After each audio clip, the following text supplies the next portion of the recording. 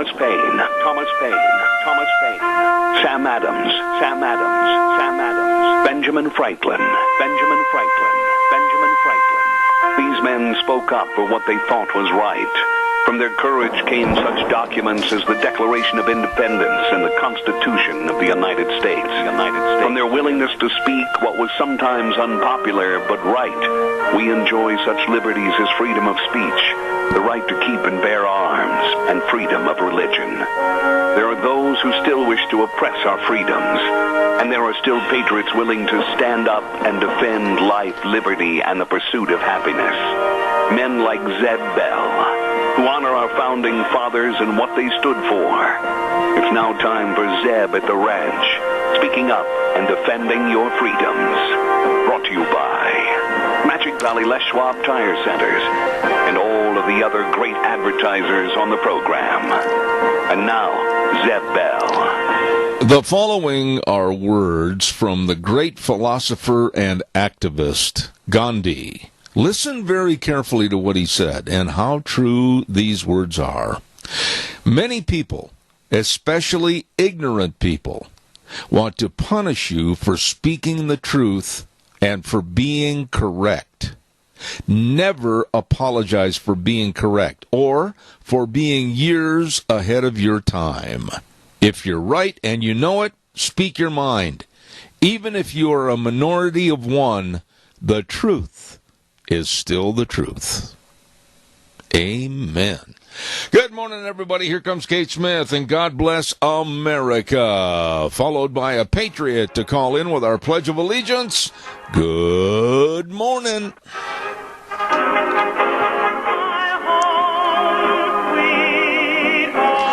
Thank you very much, and welcome to Zeb at the Ranch. I'm Zeb Bell, and good morning to you and yours. And, of course, our major sponsor, your Magic Valley Les Schwab Tire Centers, all 7 locations serving you. And, of course, some of our great advertisers, too, we want to acknowledge, such as Western Way Services, always at your disposal. Call 734-6969. Right now, without further ado, let's go to the phone line. Start off our beautiful Monday morning with the pledge. Good morning. Good morning. Go ahead, please, my dear. I pledge allegiance to the flag of the United States of America and to the republic for which it stands, one nation under God, indivisible, with liberty and justice for all. God bless you, Lorna. Thank you so much. And I've got your sign, God Must Be a Cowboy at Heart, right here by my desk. Thank you so much. All right, take care. Have a great day. Thank you. Now it's time for the weather. Start things off. We're going to see if our wonderful, beautiful, fantastic weather is going to stay with us.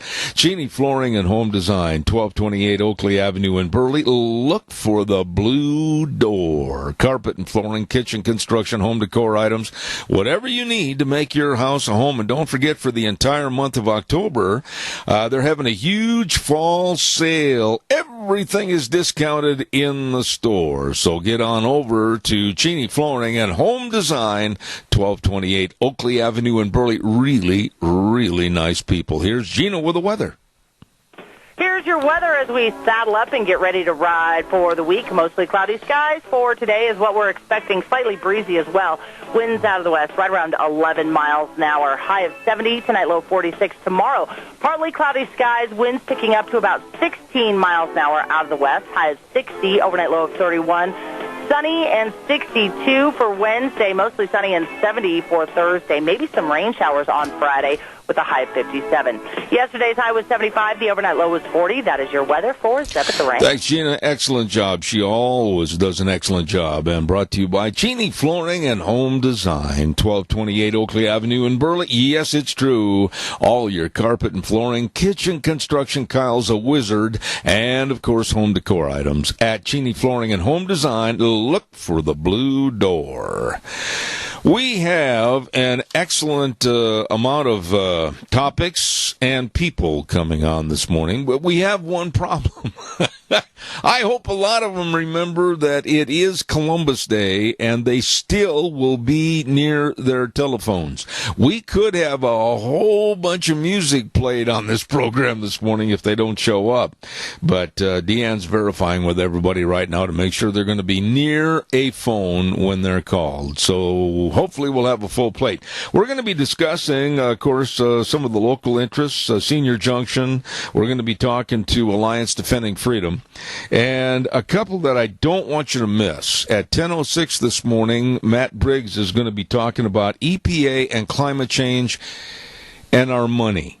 Okay? And then at 10:32, renters, if you have rentals, you don't want to miss this as to what's going on in the city of Seattle to take your rental rights away. Listen to that at 10:30.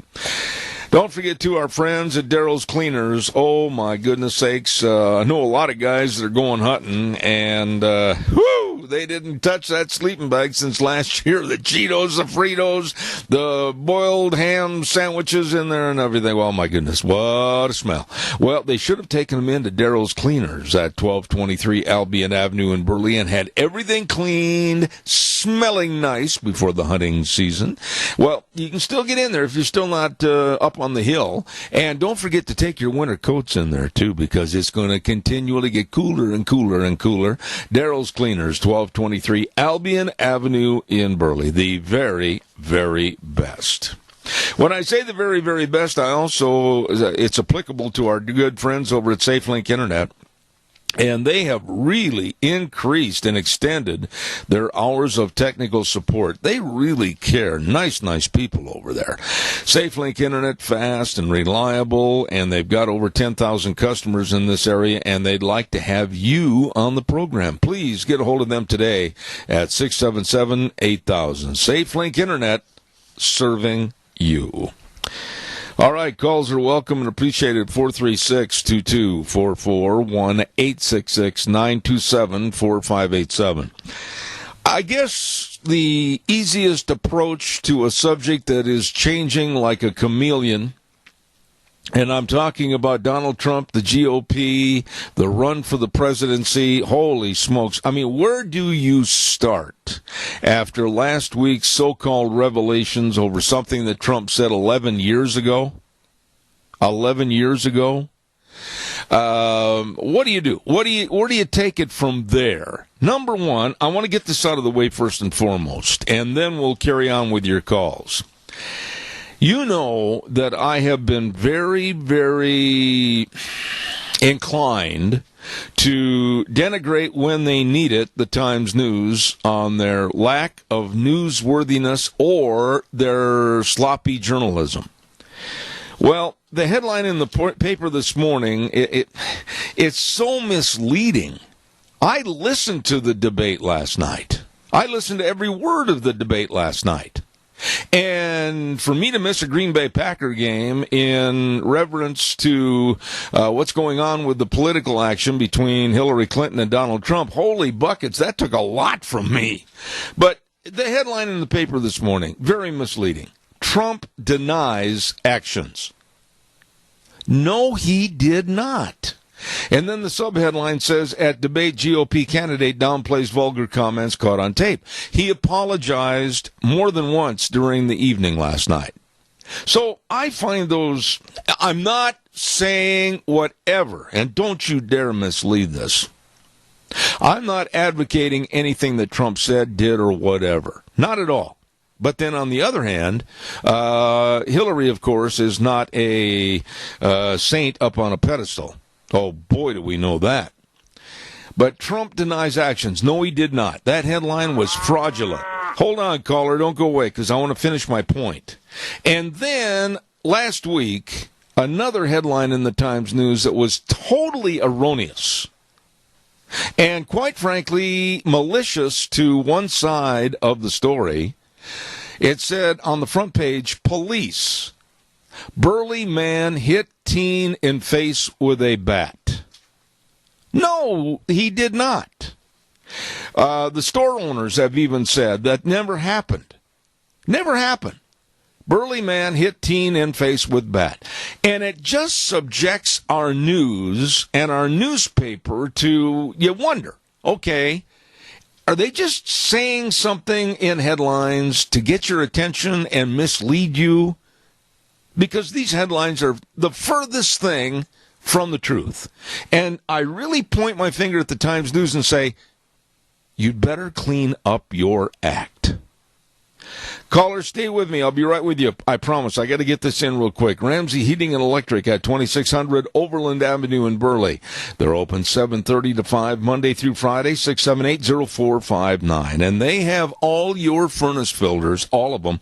And I know your furnace is going to be called in for duty before too long. So be ready with furnace filters for your furnace. Yep. Open 7:30 to 5 Monday through Friday. Call them 678-0459. Ramsey Heating and Electric serving you.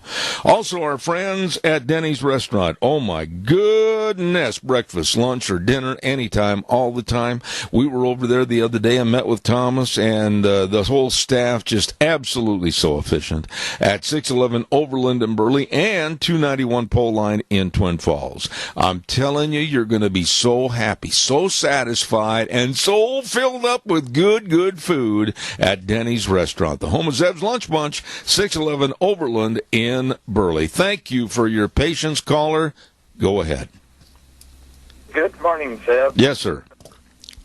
Did the Packers win? Yes.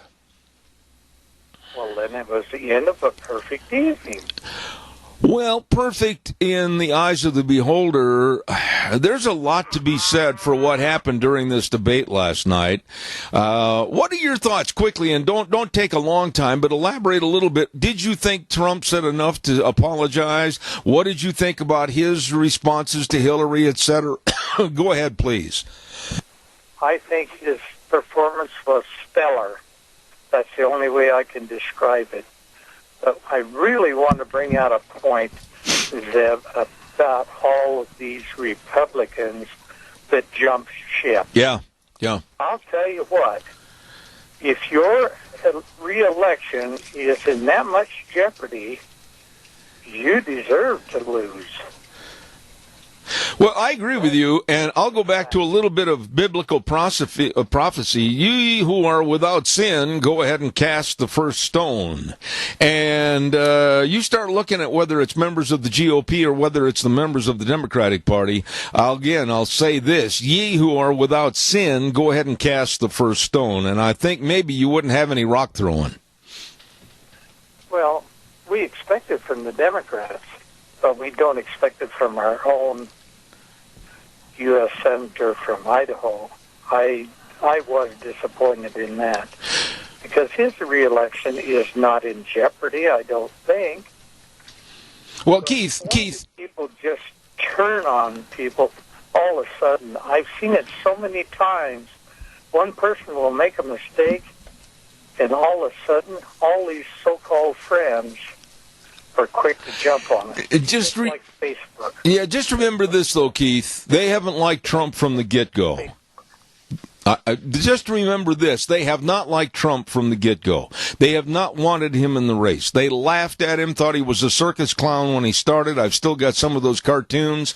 But as the circus clown, so to speak, was standing up on the podium with 16 other members that were trying to run for the same office, little by little they fell like ducks at a shooting gallery, and it's now him. And the entire GOP has abandoned him, even though he sent a letter of allegiance to the GOP. They supposedly are jumping out of the boat and swimming to shore. And I'm like you. I'm finding this very distasteful. You know, it's been 60 years since I served in the United States Navy. And when I did, I really wanted to be a sailor, so I act like a sailor. And I drank and I smoked and I enjoyed life, so to speak, and everything. But I wouldn't want somebody bringing that up after this many years. Yeah. Because I truly have changed. I'll go back. I go to church and I do the things I'm supposed to do. I know. Should that be held against you? And that's why I hate these people that are so adamant against Trump for something he said. Not did, but said. Yeah. I can't agree with you more. I think you said it very aptly. All of us, and I dare anybody to call me and criticize me for standing up for Trump. I'm not really standing up for him. I'm just trying to be fair.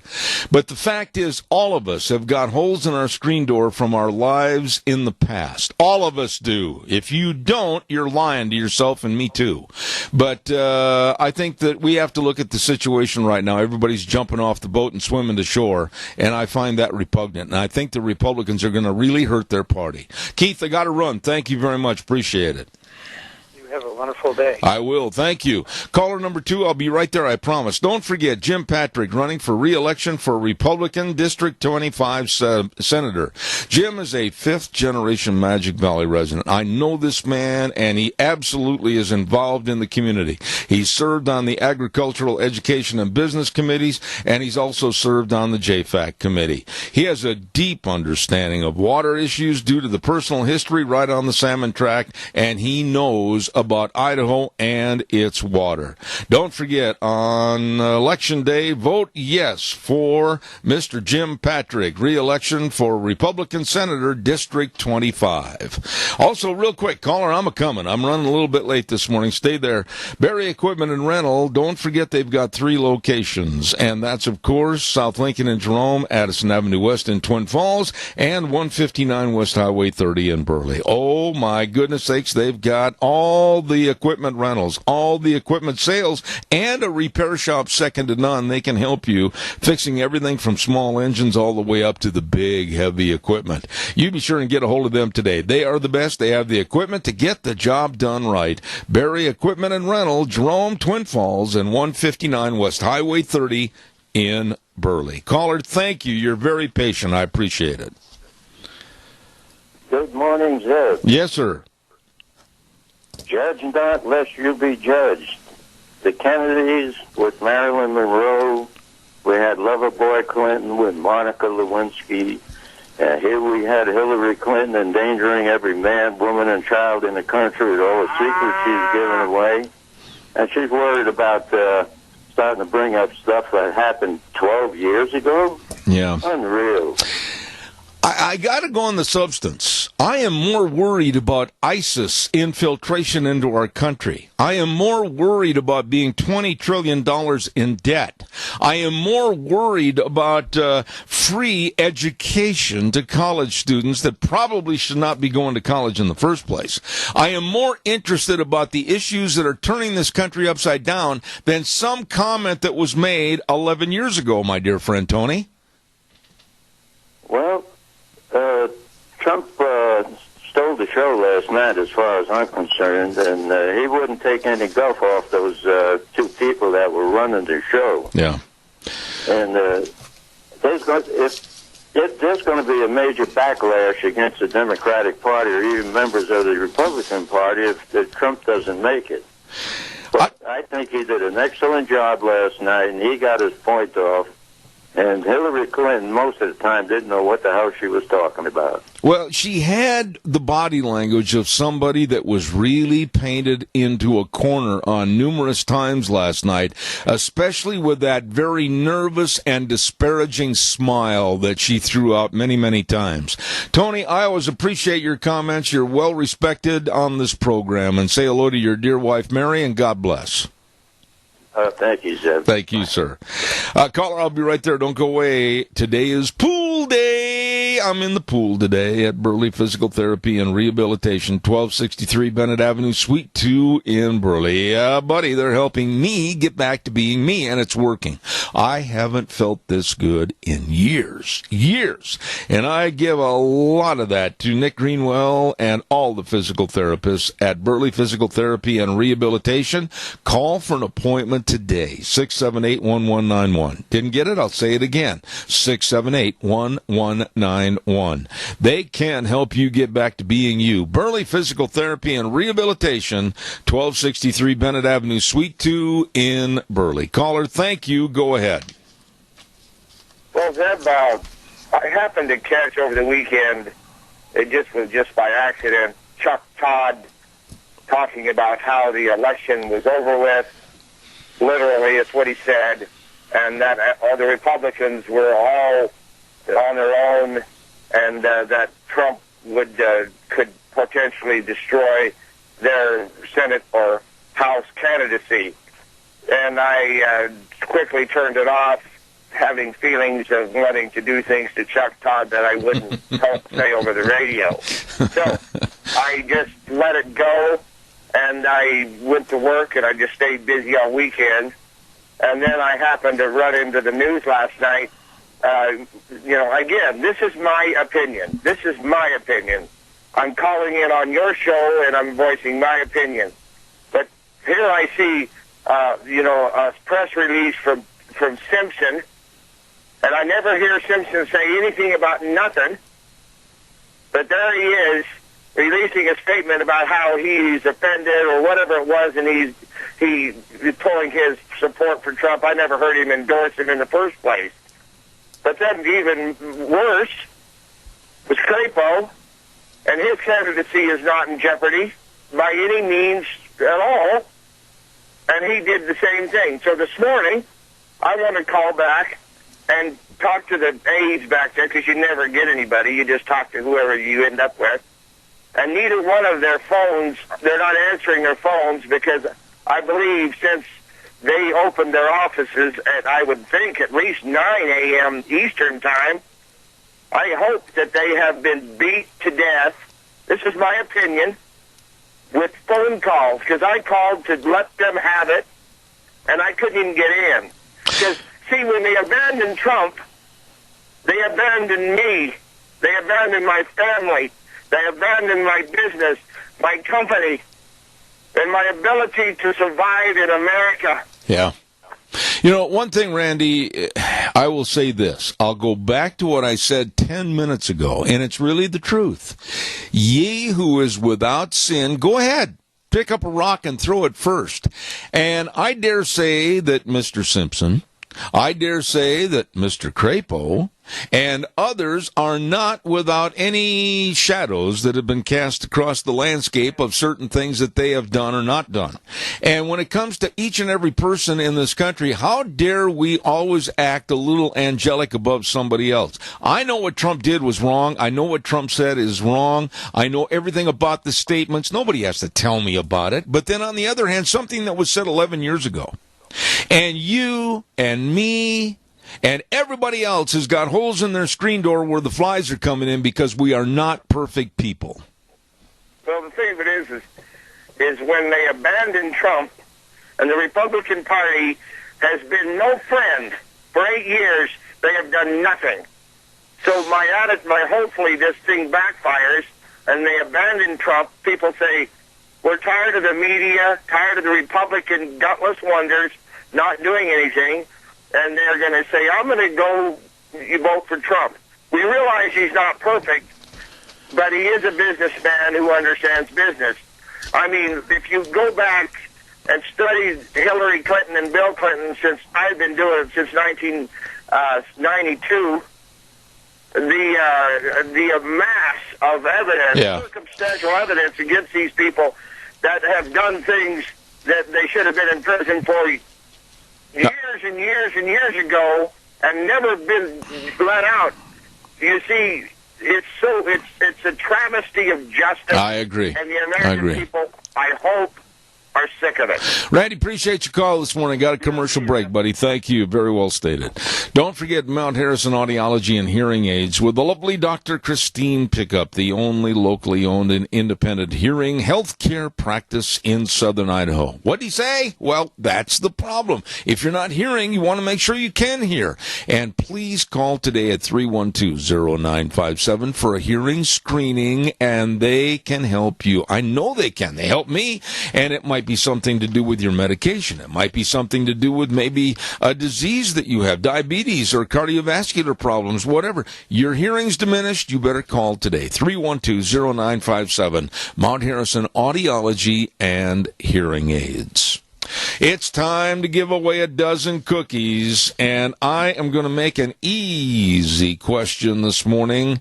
And Sophie's Chatterbox sponsoring the cookies. Oh, what a bakery. Oh, what a restaurant at 530 East Street in Rupert, right on the square. Wonderful people, and boy, what a great place to go eat. Here's the question, and it's for first-time winners only. If you cheat, I'm going to give them somebody else.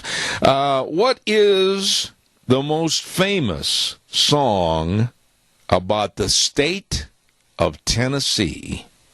What is the most famous song about the state of Tennessee? First person to call, give me a jingle at 436-2244, 1-866-927-4587. Millions of copies of this song sold. What is the most famous song about the state of Tennessee? Give me a call real quick, fast, hurry, 436-2244, 1-866-927-4587. Well, I'm waiting for your call that I'm sure is coming. Come on, that's a piece of cake, easy one. Come on, you win a dozen cookies, 436-2244. Caller, what's the answer, real quick? The Tennessee Waltz. That is you know what, I'm going to accept that, even though it's in correlation with another song that I think sold as many or more copies. But you know, the Tennessee Waltz is very, very, very close to this one, and I'm going to accept your answer. I don't normally do this. I was worried about that because I checked one source this morning, and they said the other song had sold more copies, but I agree with you. I think the Tennessee Waltz probably was the most important. But here's the other answer, Rocky Top. Oh, I see. Yeah. See, they're really close together. Good old Rocky Top, Tennessee, and that's... It had such a nice beat to it for dancing. Yeah, and Rocky Top, Tennessee is also the theme song for the University of Tennessee. But you know what? I'm going to go ahead and I'm going to give you the cookies because on one source I checked, it said the Tennessee Waltz, and then the other one said Rocky Top. So I'm going to go ahead. What's your name? Helen. What is your name? Helen. Carolyn what? Beeler. Spell that for me, please. B as in boy, E-L-E-R. All right, well, Carolyn, you just call Sophie's Chatterbox and tell them you're the winner and get on over there and enjoy the cookies, okay? I shall do that. Thank you very much. Thank you. Thank you very, very much. You know, that was interesting because one source said Rocky Top was the most requested and bought song for the state of Tennessee. Then some other sources had said Tennessee Waltz. So whatever, each one, very, very big songs and big sellers. Caller, stand by. I'm going to be right there. I've also got to remind everybody about Lennox and Ramsey Heating and Electric offering rebates on qualified Lennox home comfort systems. Whether it's a gas furnace, an air conditioner, or a heat pump, you and your family will enjoy the comfort. Ramsey Heating and Electric and Lennox, saving you money. Caller, good morning. You're on the air. Good morning, Zeb. I don't normally call you because I'm too busy this time of the morning. I was going to say Rocky Top, Tennessee, but I actually was calling you about something else. Okay, go ahead. Debate. Now, I got to preface my statement by saying that I'm a supporter of Donald Trump, and I'm going to vote for the man. But the guy can't stay on point when he speaks. Did you notice he was drifting all over the place on virtually every question? And that's a mistake on his part. I wish he would pull it together and say, look, I've got to stay on topic and say these things. The other thing I noticed about him that kind of bugged me a little bit, as he would speak, he would take, and every once in a while you'd hear him, before he'd start to speak, go, and you'd hear this great big gulp of air. Yeah. And I'm saying, back your microphone off when you're going to take a breath and then bring it in, because it makes you sound like a fool to a certain degree. Let me, can I jump in? Focused on the wrong things with the debate. Why are they worrying about something he said 11 years ago? Yeah. No, I agree with everything you said. Now, just let me interact with you a little bit on some of those points you brought up. Number one, I disagree with you a little bit. I thought that Trump stayed on point if you will, more so last night than ever before, and he did something that he needed to do in the first debate, and that was take the comment that's made by Hillary, absorb it, and then turn it back to her, and then divert it to go to another subject. I thought he handled the Iranian question extremely well last night. I thought he handled the money situation as far as our debt is concerned extremely well last night. And I think he really hurt Hillary when it came to ISIS last night. I agree. I think we're about 90% agreement on this. I was still, if you go back and really listen to it again, and I tried to do it when I was watching the debate, to say, okay, I want to watch the debate as a nonpartisan. How would I see this if I wasn't sure who to vote for? And what came across to me was that he was wandering quite a bit. Now, I agree with you. He did hit her on some good points. The one point he made that was just, I think, came right through the TV set and stabbed me right between the eyes was when he said, you'd be in jail. Yeah. And really, it was a true statement. It was a true statement last night. She would be in jail. Now, I dare say, sir, if you had done with your job what she has done with her job as Secretary of State and really trying to protect all of our secrets and our top classified material, wouldn't you be fired and or prosecuted and possibly put in jail? I'll put that question to you. Oh, I have no doubt I'd be in jail. Very few people could get away with what she has done. Absolutely. And I hope that if he wins, that he does appoint a special prosecutor to investigate her and, of course, the Clinton Foundation as well. Absolutely. Let me address one other point. Things going on at the foundation. She's got so many skeletons in her closet that she should have been put in jail years ago. There's just a huge number of deaths associated with the Clintons over the past 20 years. Yes. It's just, they're scary people. Yeah, no, I want her to be president of the United States. I want to go back and address something else. I compliment you on the way you deliver your speech when you talk to people on the phone as well as on the radio. Well, thank you. You know how to use a microphone. Well, that's why I was criticizing Trump about his use of the microphone. Somebody needs to school him a little bit on how to use the microphone better. Okay, now what your point is, I want to really highlight what you said, because you picked up on something last night that was so annoying. First of all, the nasality, his nasal tone of breathing into the microphone. It wasn't inhaling through his mouth, but it was the nasal tone of breathing through his nose that was picked up on the mic. He should have had that mic held down lower so it didn't get that increase of airflow through his nose and create such a kind of a disgusting breathing technique. I agree with you totally. And as a matter of fact, my wife and I talked about that. It was extremely short falling of him not to try to correct that problem. And somebody in his handling, somebody in his family should have pointed to their nose, and he should have had a sign that said, "Donald, stop breathing through your nose and making that disgusting sniffing noise." Where are the professionals working with this man? I'd like to know. They should tell him these things. Yeah. You know, one of the... All he has to do is back the microphone away when he's going to take a breath. Absolutely. That's all he has to do. Absolutely. Now, of course, he could be a little more cognizant of how he's using the microphone, and that would help as well. But he just has to back it off, because to me, besides the stuttering that people often do on the radio and in public speaking, the other thing that bugs me is when you can hear him breathing every time he goes... Yeah. Good heavens, man. Don't you know how that makes you sound on the radio? I totally agree with you, and I compliment you for... I don't know that anyone has been working with him professionally to solve these little problems that he has. I agree. I consider them minor problems.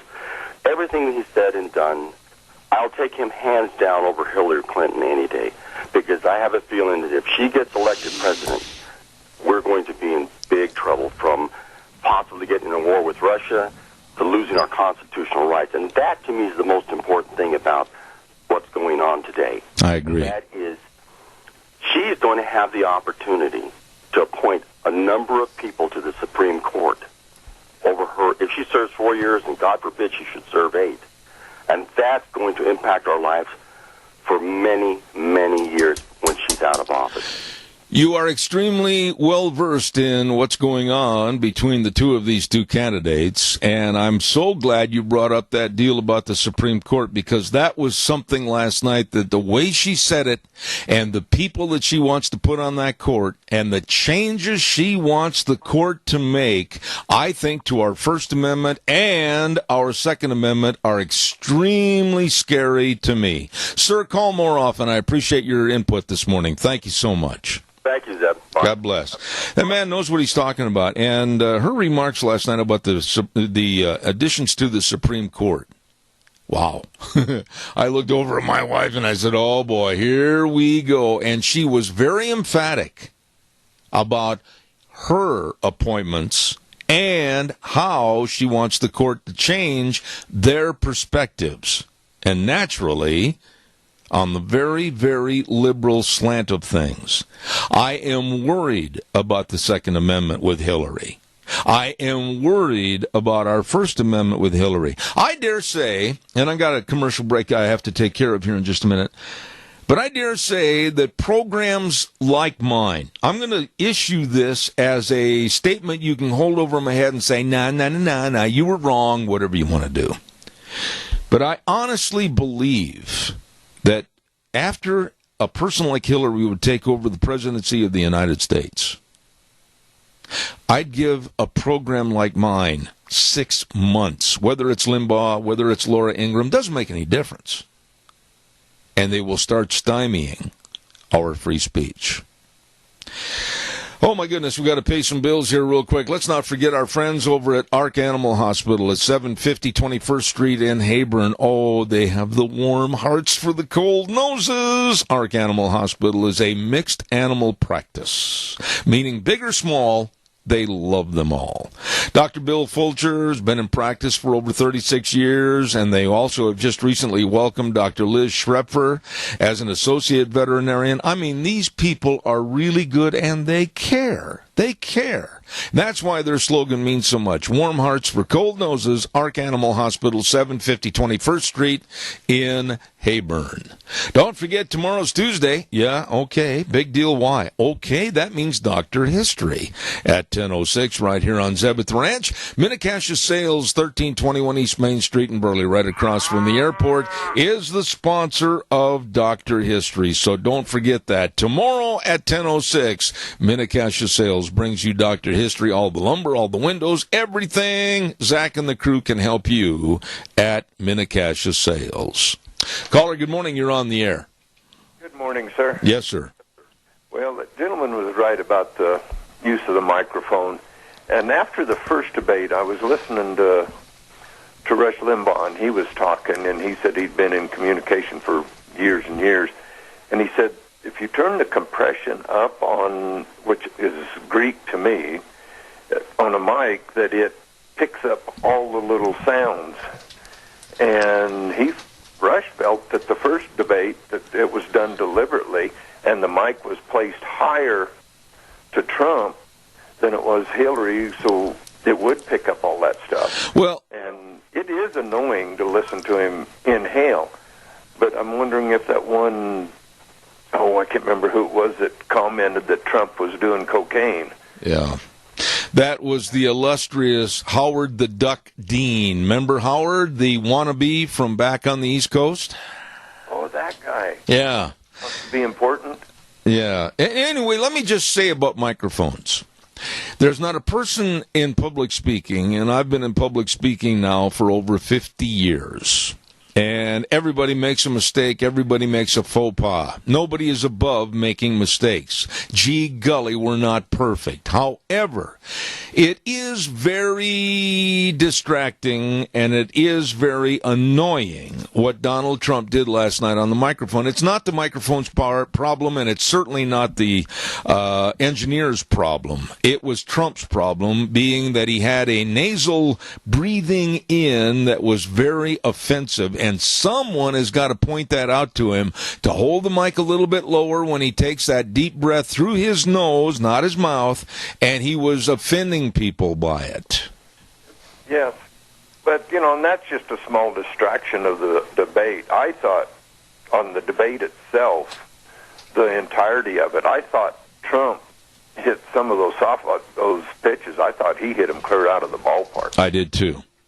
I mean, and Hillary, my wife commented on her, said she's rattled a little bit. She wasn't her snide, smirky self last night. And my wife thinks it's because of the ladies, those 4 ladies that were put in the front row. The moderators absolutely dropped the ball on the email. I will go toe-to-toe with anyone regarding the emails. Why didn't Martha Raddatz, and why didn't Anderson Cooper pick up and ask follow-up questions about the emails? Trump had to point that out to them, and they were that lax on their duties. Exactly. Like Trump said last night, it was three against 1. Yes. I mean, there was a couple questions to Hillary, which was a good question, but she'd done the politician 2-step. She started in and went off on something else and didn't even come close to answering the question or admitting it, and she lied again to us last night about the emails. What little did she say about it. Yeah. When are people going to stop using the terminology, including her, that it was a mistake? No. I have harped on this 1,000 times. Doug, a mistake is a lot different than a choice. She made a choice to delete the emails. She made a choice to scrub the server. She made a choice, not a mistake. There's a big difference there. A mistake is something that happens unintentionally that you had no control over. A choice is something that you do deliberately. There you go. And she did it deliberately, and my personal feeling, she did it to cover up all the emails that she had in there regarding the uranium. And that's one thing Trump should have brought up, too, was uranium sales to Russia. Yeah. I mean, but she did it deliberately, and it doesn't take a rocket scientist to figure that one out. Doug, I appreciate it, man. I got to get a weather forecast in here. Thank you very much for your observances of that debate last night. Thank you. God bless. Take care, buddy. Don't forget, right now it's time for the weather. I got to get this in real quick from the Urgent Cares. Wonderful people serving you at Riverview Urgent Care, 382 North Overland and Burley, Twin Falls Urgent Care, 2392 Addison Avenue, Twin Falls, and Jerome Urgent Care, 133 West Avenue A in Jerome. Oh my, minor emergencies, major care. They really take care of you. Don't forget to get your flu shots at all 3 locations. Get in there and make sure you're going to be protected from that ugly old flu. Stop into the Urgent Cares. And right now, here's Gina with the weather. Here's your weather as we saddle up and get ready to ride for the week. Mostly cloudy skies for today is what we're expecting. Slightly breezy as well. Winds out of the west, right around 11 miles an hour. High of 70 tonight, low 46 tomorrow. Partly cloudy skies, winds picking up to about 16 miles an hour out of the west. High of 60, overnight low of 31. Sunny and 62 for Wednesday, mostly sunny and 70 for Thursday. Maybe some rain showers on Friday with a high of 57. Yesterday's high was 75. The overnight low was 40. That is your weather for Zep at the Range. I appreciate it, Gina. Always a great job. What a nice lady. And don't forget the weather forecast brought to you this hour by our friends at Riverview Urgent Care in Burley, Twin Falls Urgent Care, Twin Falls, Jerome Urgent Care in Jerome, and minor emergencies, major care. Go to their website, urgentcareofidaho.com. Check them out. Really good people helping you. Don't forget on Thursdays at 9:12, excuse the cough on the air. That was rude of me. I should have turned it off. Hay fever season. I was up in the sagebrush yesterday, and believe me, it's just not good for me in the fall during hay fever and allergy season. But anyway, don't forget at 9:12 on Thursdays, we have the Denny's football trivia question of the week, and you might win an original Grand Slam breakfast from Denny's restaurant, 611 Overland in Burley. You be sure and tune in and enjoy great eating at Denny's. Calls are welcome, 436-2244, 1-866-927-4587. I really thought last night, now I'm prejudiced because I absolutely cannot take Hillary Clinton. Whether it's the energy that she was talking about with solar and wind. And by the way, isn't it so easy for a politician of any magnitude and any prestigious title, whether they're senators, congressmen, the president, or whomever, they can spend your money and not blink an eye. They don't care. It's your money and my money. When she talks about really getting into green energy, wind and solar, you'd better reach around, and if you carry your billfold in your back pocket, or ladies, your purse, you better make sure the clasp is shut, because politicians are going to get into your pocketbook and your billfold, and they're going to take a ton of money to support something that has been losing money for the last decade, and the future's not very bright either. And that's green energy. This woman, Hillary, absolutely wants our tractors to go up and down the fields with a propeller. That's how idiotic this green energy movement is. Caller, good morning. You're on the air. Good morning, Zeb. I think that nobody's covering this very good, but I was hoping that at some point before the election you can get Crapo on the air. I know Simpson won't come on there. He's scared of you. But I'd like to ask him why when he takes an endorsement away from Trump, he's giving it to Hillary.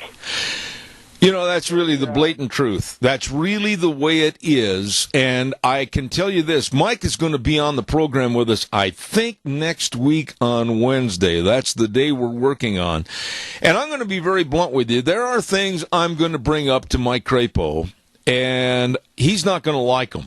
There's a couple of things I'm going to drag out of his closet and put on the air. And I think if Mike wants to be a straight shooter, and Mike wants to be reelected, he should be honest and forthright enough to answer those questions. Well, unfortunately, he's not running against anybody, and the Republicans always take it, and I think he knows that. Yeah.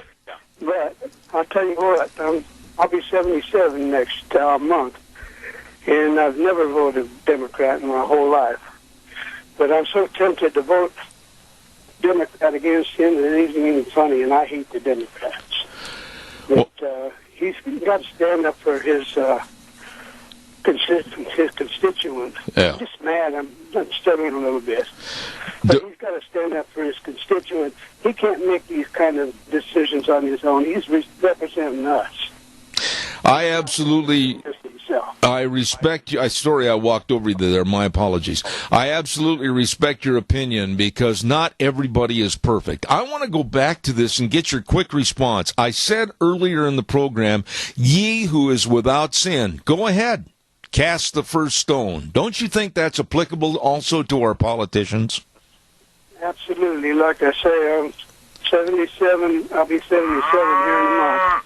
And I was in the military, and I've been around men my whole life, and you know what? 2 out of 3 men talk like that. You know, I hate to say it, but yeah, that's true. And it's not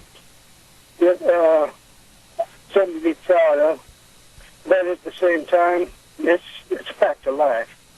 And some guys just do it to fit in, you know, with their buddies. You know, their buddies talk that way, so they feel like they have to talk that way. And I can understand Trump, and unfortunately, somebody recorded him while he was doing it. Yeah. And I think that's an invasion of privacy, and I think he needs to sue the hell out of somebody. I appreciate your remarks as always. And by the way, thank you for your great service to this country. God bless you. I got to get a commercial break in. Thank you very, very much. Okay. Caller, I'll be there in just a minute, real fast. Don't forget the fall tire sale going on at your Magic Valley Les Schwab Tire Centers. Oh my goodness, the tires on sale, the brake service with the best professionally trained technicians, front end alignment, shocks and struts, and and batteries. Wow. Above all, service. They really take care of you at all 7 locations. Your Magic Valley Les Schwab Tire Centers, absolutely the best. Lane and Rupert, Dave on Blue Lakes and Twin, Mike and Buell, Mike and Jerome, the Twist family in Paul, Daniel on Poland in Twin Falls, and my buddy Randy on Overland in Burley. Big fall tire sale going on right now at your Magic Valley Les Schwab Tire Centers. Caller, I've got exactly 30 seconds. I'm sorry. Real fast. Go. Okay, I'm going to tell you right now. Mike Craper from Simpson, neither one of them have to worry a thing about being reelected because they're the only ones running. That's exactly. And we're up that creek without a paddle. Have a good day. I like her. That's what I like. Direct people with direct mindset and direct verbiage. And it's kind of like the opening remark I made about Mahatma Gandhi when I started the program this morning. Absolutely correct. I like that lady. Right now, we're going to have, ironically, here is a good word from United States Senator Mike Crapo, and then Wheels is going to take us up to CBS News.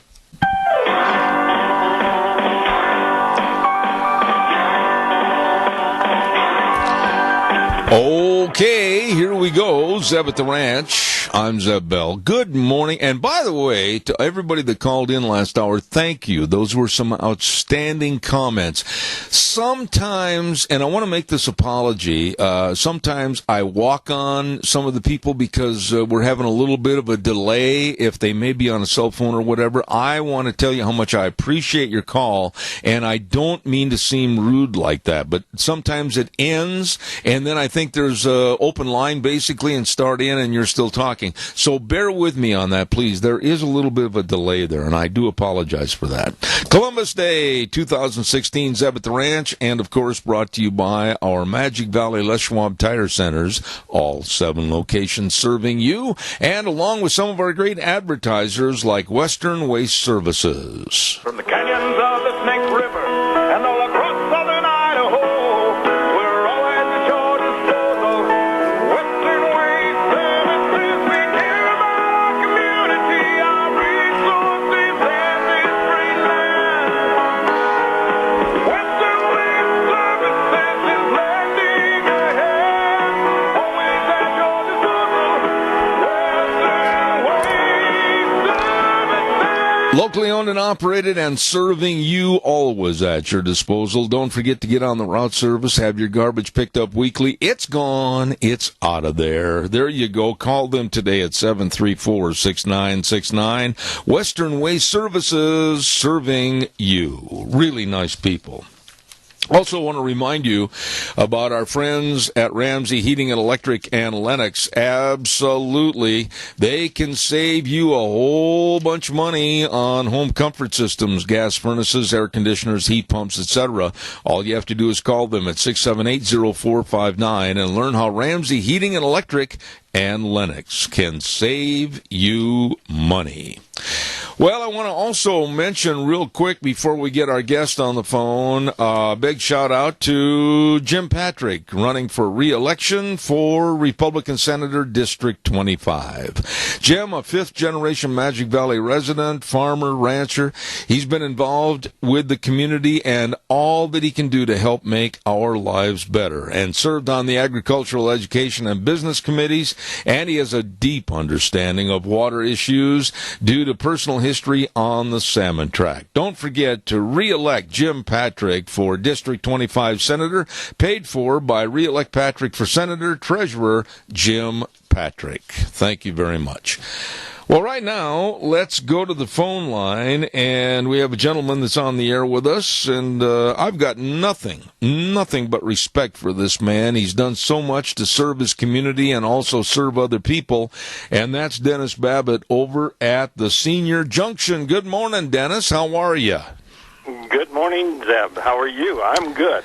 Well, you know, after a weekend like we had with the sunshine and temperatures up into the 70s, and boy, did I get spoiled this weekend. I hope you had a dandy weekend outside. Yeah, it was good. It was a re-roofing project, so. That's not so good. I can't get up on a roof, so I envy anybody that can. So, but anyway, it was a good weekend. Dennis, you have done so much over at the Senior Junction as a volunteer. I mean, one of the questions that came to my mind before we got on the air this morning is, are you, on behalf of the Senior Junction, are you looking for more people to be volunteers? We are looking for volunteers. You faded out on me right there towards the end, and I could just hear a muffle, but that's what I think you were talking about was volunteers. Yeah, I was saying that you've done such a great job. Damon, you got to watch that gain a little bit over there. You've done such a great job as a volunteer. Are you, on behalf of the Senior Center, looking for more people to be volunteers? We are.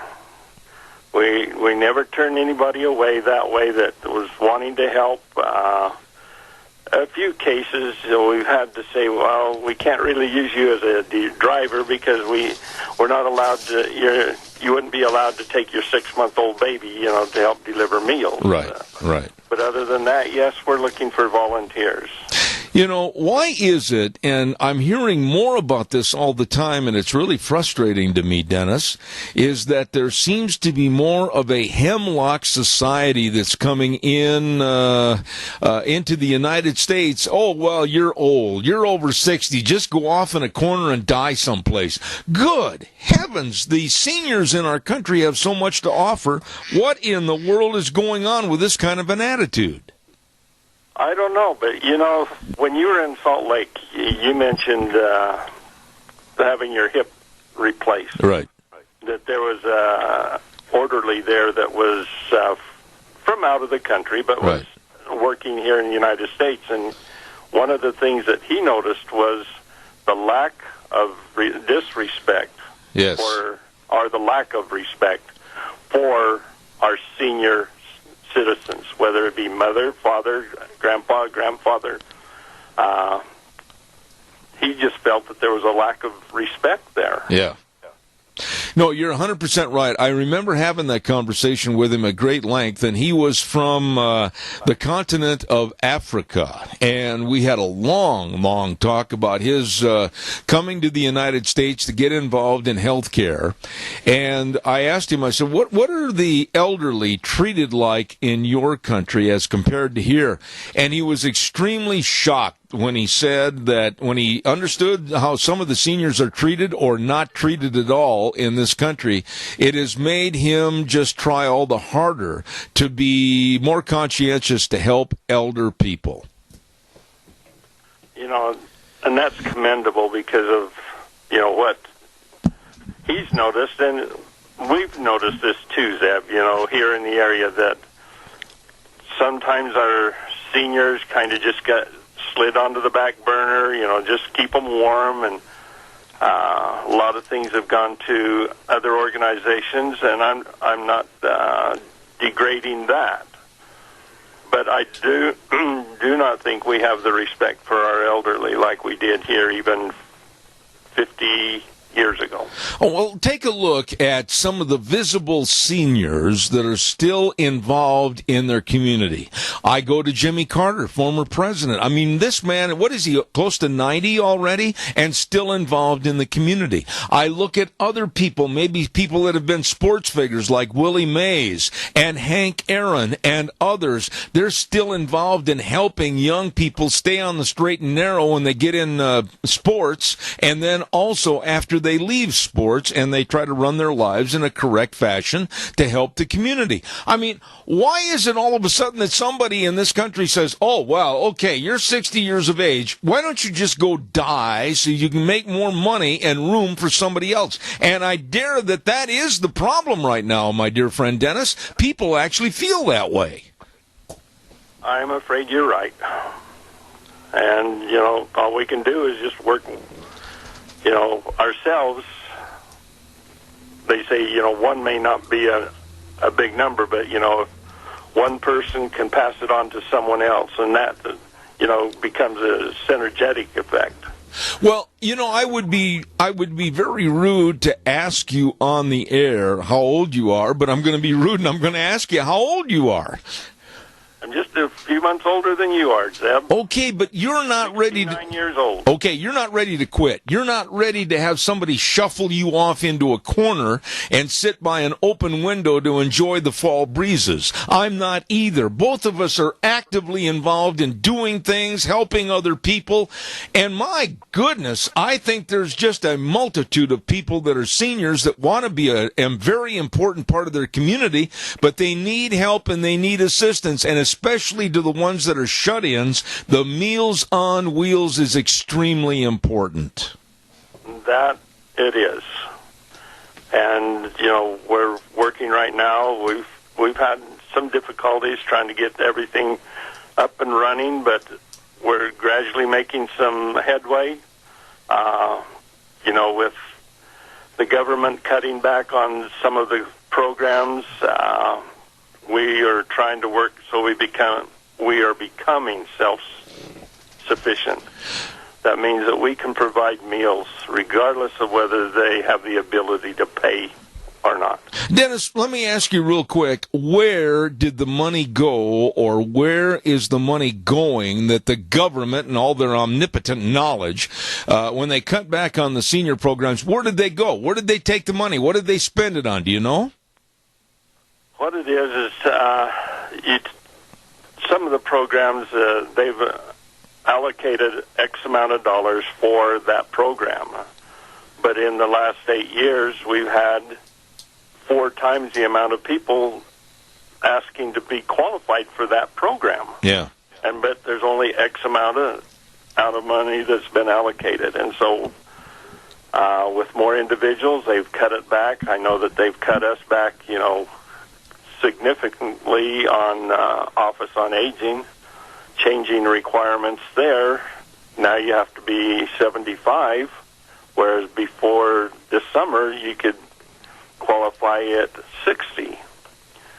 But, you know, we want to provide right now about I would say almost a third of our meals that are going out, people do not have the ability to pay. Yeah. And we do not have the heart to cut them off. Absolutely. That's all they get for that day. Absolutely. You know, Dennis, it just absolutely wrinkles my fur to have somebody tell me that the government can build basketball courts at a tune of $15,000 to $20,000 minimum in the ghettos for night basketball, but they can't supply the money to the seniors to stay alive on a Meals on Wheels program? Come on. Well, that's the truth, but this is what I said. You know, Catherine, we appreciate her so very, very much with regard to wanting to make this a success, making it available for everyone, regardless of whether they can qualify or not, with the ability to pay. But let me change subjects real quick. I know what you're going to say. Other things you'll be going to, but this Wednesday, which is the birthday dinner, that's going to be a turkey dinner. That's here at the center. That'll be at 12 o'clock. If you've had a birthday for the month, if you've had an anniversary for the month, come in. Put your tag in the drawing, and you'll be able to get a prize, a cake or something like that. All right. That's going to be this Wednesday, right? That's this Wednesday. Okay. Friday is the community breakfast, and that'll be biscuits, gravy, pancakes, eggs, scrambled eggs, sausage, and bacon, and some orange juice and milk. Oh, my goodness, and it's always very, very good. Dennis, we've got a caller with a question. Stand by. Caller, go ahead. You're on the air, please. Well, I just kind of got some comments. I appreciate the fact that people like him are working to help people, and it's a great thing, and everybody, I hope they all support the events that they're having, and just kind of touch back on that once again, I'm frustrated by this government because it's not government, it's people that we have working collectively that we I know we call them government, but to me, we got to go back to accountability. We're the people that run these programs that aren't staying abreast of things, and what a ridiculous thing to change the age from 60 to 75. By the time people are 75, it's you've either figured out what you're going to do or you have no hopes anyway. So I would like to see some accountability back in the people that work in these offices that we call government, because there's no such thing as government. That's just a name for the people that we select to go in there and work. And until we get some accountability from local to state to federal, we're going to get nothing done. I agree. As long as they're not accountable for the choices they make for us while they're in them offices and they can stay in there forever, it's just going to continue to run like it is, and it's really a sad situation. I wish people would get off of their apathetic butts and do something. Let me ask you a question, caller. Caller, stay with me just a minute. Don't hang up. But when you think about in the summertime how communities, Twin Falls and others, are providing free lunches for kids, and all they have to do is have their parents drop them off at the park, regardless of any income. There are no income restrictions. Everybody gets a free ride. Why can't some of that same money, supposedly for the free rides for the kids, why can't some of that money be allocated for our seniors? It can. It goes back to the retards that are running those programs. Why do they not include? Kind of like me, unlike you, Zeb, Black Lives Matter pissed me off because all lives matter. There you go. If you're socially, I don't know why it's socially acceptable for blacks to be racist. What a bunch of crap. I agree. Thank you very, very much for your comments. I appreciate it. It was straightforward, and I appreciate your remarks. Thank you very much. Thank you. Have a great day, caller. Dennis, go ahead, please. I just said, well said, caller. The other thing we need to touch on real quickly, Zeb, is the Senior Junction Pumpkin Function. Yes. And that's on the 27th. That's going to be a ghoulish breakfast from 7 a.m. to 10 a.m. Unfortunately, yes, that's going to be on a Thursday, so there will be people working that day, but people can come in early and they can enjoy a breakfast, and unless they have to be to work at 6, they can enjoy a breakfast and then head off to work. Absolutely. And go ahead. I was just going to say, we need the help. We need the community support. The breakfast is going to start early in the morning at 7 o'clock, go till 10. I'll be broadcasting over there from 8 to 11, and we're going to have all kinds of great things, pumpkin contests and costume contests, and, of course, we're going to have T-shirts on sale for $15 and Crete candy for sale for the Halloween evening. All kinds of great things at the Senior Junction Pumpkin Function, and that's October 27th. And the only thing I don't know is what kind of a costume are you going to wear? Maybe I'll come dressed as myself. No. Dennis. That's enough to scare somebody. I feel the same way about myself. Thank you, Dennis. I know we went way over this morning, but it was well worthwhile. Thank you so much for all that you do, and I really mean this. You are a real pillar to look up to for what you've done to help other people. Thank you so much. Well, thank you, Zeb. Appreciate all that you do. All right. God bless you, my friend. Thank you. You're a good wife. Thank you. Thank you. Yeah. That man is just, I wish more of us could just look at a pet project and say, I'm going to be committed, I'm going to do this, I'm going to try to help.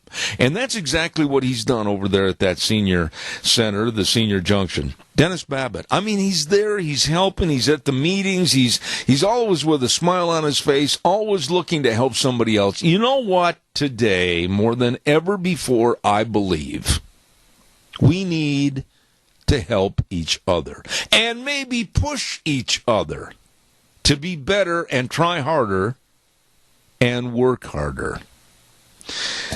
Okay, let's take a look at... Oh, my goodness, am I running late? Let's not forget our dear friends at Hanson Mortuary at 710 6th Street in Rupert with Joel Heward, the manager, his family, and the staff. And They are so committed to serving and helping you in a time of need when there's the passing of a loved one. Believe me, they are there, and they can and will help you, always with the highest ethical standards, with unquestioned integrity. Absolutely. Please write the number down. Give them a call. 436-5636. That number again, 436-5636. Hanson Mortuary, located at 710 6th Street in Rupert. They are there when you need them in a very critical time. And trying to take care of everything all at once when there's the passing of a loved one, they can come to help you, too, in the rural towns and churches with all the arrangements. Hanson Mortuary in Rupert.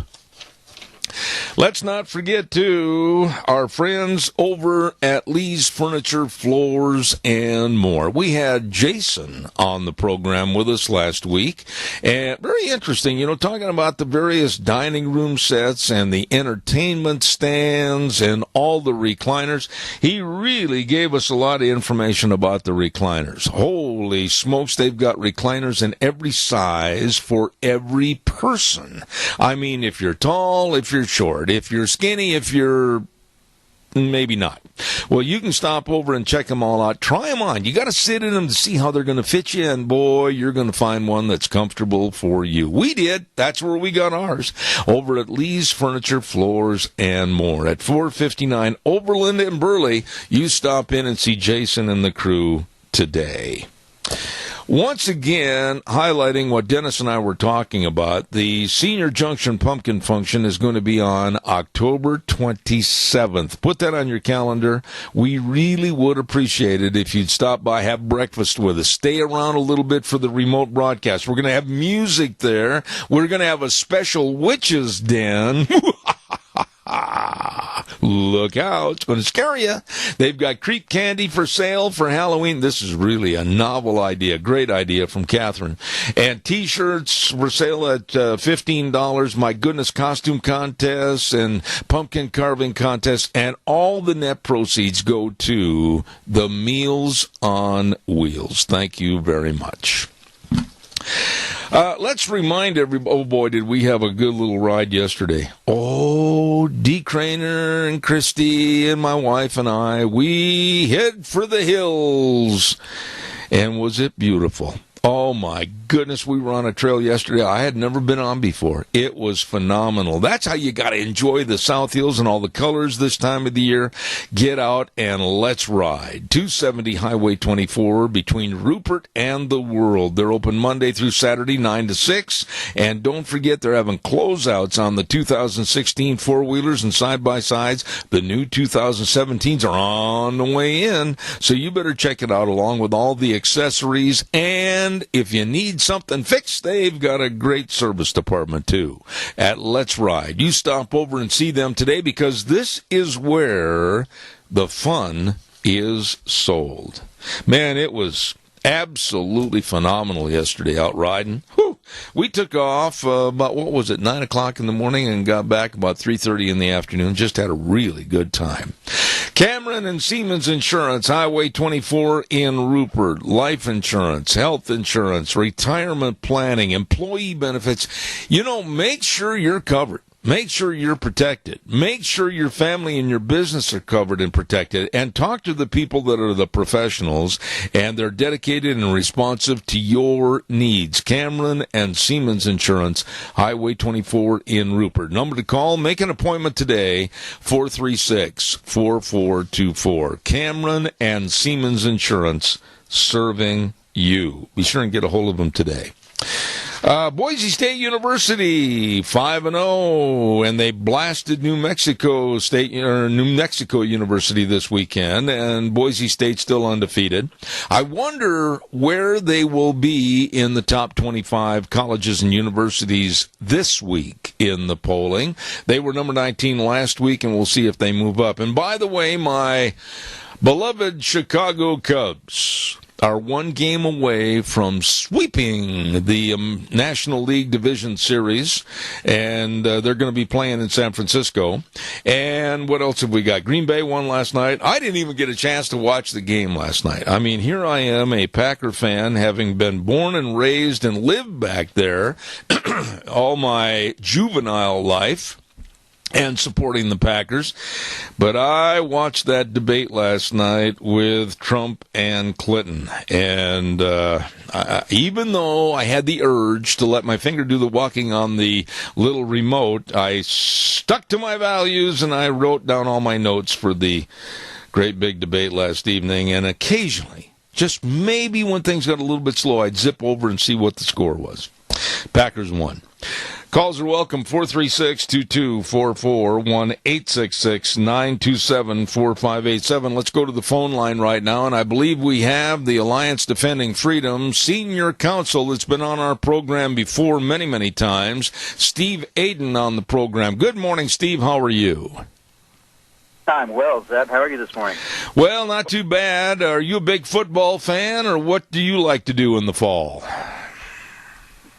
I'm a big football fan, and I like to watch election season, particularly as it affects the most important issue in the country right now, which is religious freedom and rights of conscience. The football is interesting, but I'm in the Beltway here in D.C., so we try to keep our eyes on the prize with what's happening nationally. So. Steve, let me ask you this question, and I'm not trying to get sidetracked because I want to get right down to the nuts and bolts of what's going on. What Donald Trump said and what he has done in his past is past. I mean, something that was said 11 years ago. I mean, I've got holes in my screen door. I know you probably have holes in your screen door of things you've said and done at a younger age. And I'll go back to the biblical statement of ye without sin. Go ahead. Cast the first stone. Don't you think that this is mudraking at its worst? Well, in terms of political gain and that level of chicanery, I think we have a perfect example of this with the Obama administration's recent Title X rules. I mean, like, this is a parting gift from the Obama administration to one of their big supporters, Planned Parenthood, nationally. I think it's a scandal that's at least as big as any that we've seen in this electoral contest. Here we have the Obama administration, as on its way out the door, proposing a rule through Health and Human Services that would make it illegal for state governments to defund Planned Parenthood, as 13 states have already sought to do. They've already passed measures or moved to do that, and in some places the courts have stopped it, but obviously the move is on. The desire to defund the nation's biggest abortionist is out there, and it's very strong, and it's got a lot of popular support, and yet here is the Obama administration handing it to Planned Parenthood to the tune of tens of millions of dollars, no doubt, by saying that states cannot prioritize public family planning dollars to the public entities that do the most good. That is the state and county public health systems, the federally qualified health centers and the community health clinics. I think it's outrageous, and that's why we filed comments against it on Friday, along with our friends Susan B. Anthony List and Charlotte Lozier Institute. I really want to compliment you, and I can see why you are what you are and how well you do your job. That was a great transition into our storyline for this morning. God bless. That was great. My question to you at first would be, what about states' rights? Don't we have the states' rights anymore to basically stiff-arm the federal government and say, no, we are not going to adhere with this, or have we lost the state rights? Well, that's the argument that many of these states, these brave states that have stood up and sought to defund Planned Parenthood, have made to courts for the last several years, largely to no avail. They've said, look, even if under the spending clause of the Constitution, the U.S. government can dole out money in large chunks to the states with strings attached, the fact is that where the strings aren't attached, the states are free to make their own rules and make the program, the joint federal-state program, conform to state policy. That's all they're doing here. Here they said, okay, we'll take the title, $10, but we're going to prioritize handing off those dollars to preventive primary care providers that not only will hand out the family planning items, but also will give women a primary doctor, somebody to see them through their whole health history, somebody that can do diagnostics for big killers like heart disease and cancer, a lot of things that Planned Parenthood just can't do because it's a boutique so-called reproductive health care provider. The fact is that Planned Parenthood years ago invented reproductive health care, so-called. It's their business model. And in so doing, they've separated millions of American women from their family doctors. Millions of American women go only to a Planned Parenthood every year, where they get a bare modicum of reproductive so-called health care. They get a couple of screenings, pap smears, but they don't get primary preventive medicine like they used to. That's bad health care. That's bad for women. And yet here is the Obama administration trying to cram a rule down the throat of the states that's bad for women, bad fiscal policy. It's just outrageous. You know, when I look at this situation with Planned Parenthood and the American taxpayer picking up the tab and making sure the money is allocated for them, one of the questions I've asked you before, and I want you to answer it again, is why? Why is this government, why is this administration so absolutely hands down committed to serving Planned Parenthood? Well, a big part of the reason, I think, is that there are a lot of dollars going both ways. Planned Parenthood supports the Obama administration strongly, politically, and then, in turn, they get shoveled hundreds of millions of dollars from the Obama administration through HHS grants, Medicaid, Title X, through the states via Title 20. You name it. There are 3 federal programs, Title 20, Title 19, which is Medicaid, and Title 10, all of which offer essentially duplicative services in many states, and yet here we have Planned Parenthood double or triple dipping in many places, living high on the hog. And I think that's a big part of the reason. Another big part of the reason, of course, is that the Obama administration, like many liberals, thinks that abortion is the best thing that ever happened to women. Their eyes, their hearts, their minds are closed, their consciences are seared, and we've got to try and help wake them up to the reality that abortion destroys a human being. There's no other answer we can give them. Abortion destroys a human life, and until they recognize that, they'll keep doing crazy and dumb stuff like this HHS rule.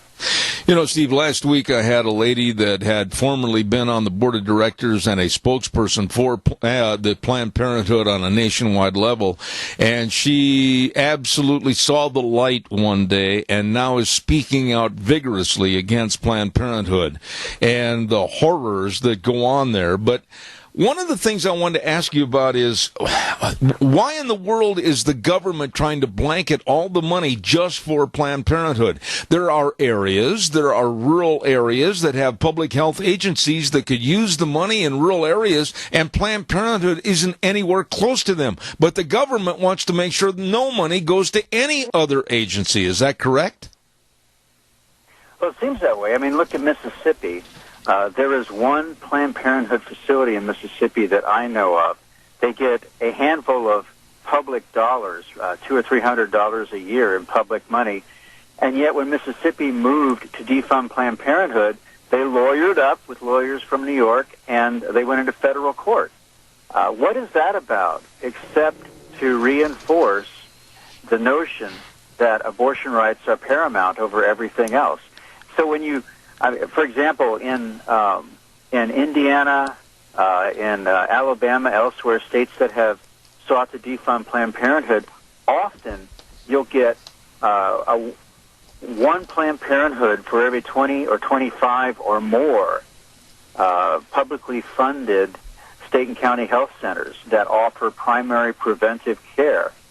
And yet the Obama administration is rabid to keep the dollars flowing to this very small number of clinics that offer a very small range of so-called reproductive health care services. So I think you're right. That's where it becomes obvious that this is an ideologically driven decision, not a health care decision. It's not good for women.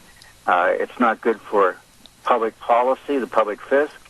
It's not good for taxpayers, certainly, and it's certainly not good for the millions of babies that have been destroyed by Planned Parenthood. I go back to a statement that I've made many, many times on my program, Steve, and you have far and vast knowledge, much more so than I do on this subject.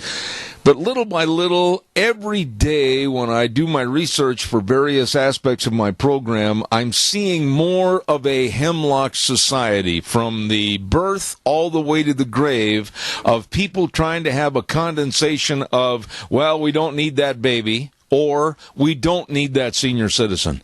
And this is really becoming scary to me. Am I wrong? No, you're absolutely right. In fact, Hemlock Society, as you probably know, is the original name for what is now called Compassion and Choices, which is the nation's largest pusher of so-called right to die legislation, where you can take an overdose of essentially sleeping pills legally and kill yourself off. And that's legal and encouraged in 4 states now. That's why we've brought a lawsuit in Vermont on behalf of conscientious pro-life doctors and nurses, other healthcare professionals, to say stop. Not only is this wrong for patients, they need help, not a death pill, but it sears the conscience of the providers that are involved in it, and conscientiously they can't participate and they won't participate. So we've asked the federal court in Vermont to put a stop to trying to force, as the state is doing there, healthcare workers to participate in killing their patients. It's outrageous. The bottom line here is that there are only 2 choices in life.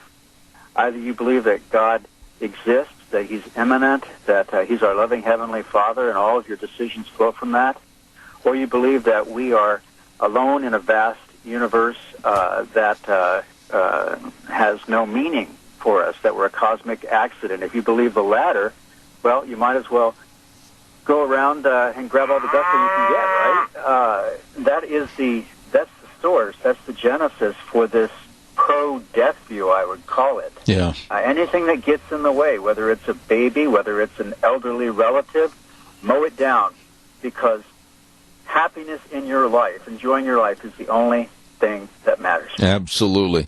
We've got to keep preaching the gospel. Amen. Because as John Paul II called it, we have a gospel of life as well as a gospel of liberty. The gospel of life teaches that we are created by and accountable to a loving Heavenly Father, and the gospel of liberty is the gospel of the salvation of our souls bought by Jesus Christ. We've got to preach both.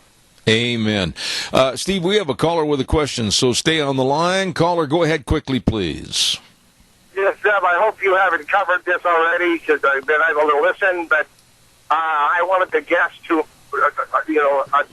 talk to us about if Hillary is elected and she puts in 2 to 3 more liberal Supreme Court justices, what that might mean. Thanks. That's a really good question. I touched on it in the first hour about Hillary and her very liberal and relaxed attitude towards the Supreme Court, about our First and our Second Amendments, etc. What are your thoughts about Supreme Court and our right to life, etc.? What do you think kind of changes are looming like a monster in the background if she becomes president? It's a very good question, and thank the caller for that. The Supreme Court, of course, is top of mind for all of us. Depending on who is elected, there could be significant shifts either way. What we saw with the last abortion decision this summer, the Hellerstedt case out of Texas, was that you've got a split court, and one vote, Justice Kennedy's in this case, can make a big difference in the whole direction, the whole tone of the court, the way that it treats abortion cases. So in this Hellerstedt case, they mowed down Texas's reasonable health and safety laws requiring that abortion doctors, like all other outpatient surgical providers, simply have admitting privileges to take care of a woman in a local hospital when something goes wrong, as it does over 200 times a year in Texas. Both parties admitted over 200 times a year a woman has to be taken to the hospital from an abortion clinic. But the Supreme Court didn't think that was, well, they thought it was too much of an imposition on women's access to abortion. They said it was an undue burden on abortion. So I think you'll get more decisions like that.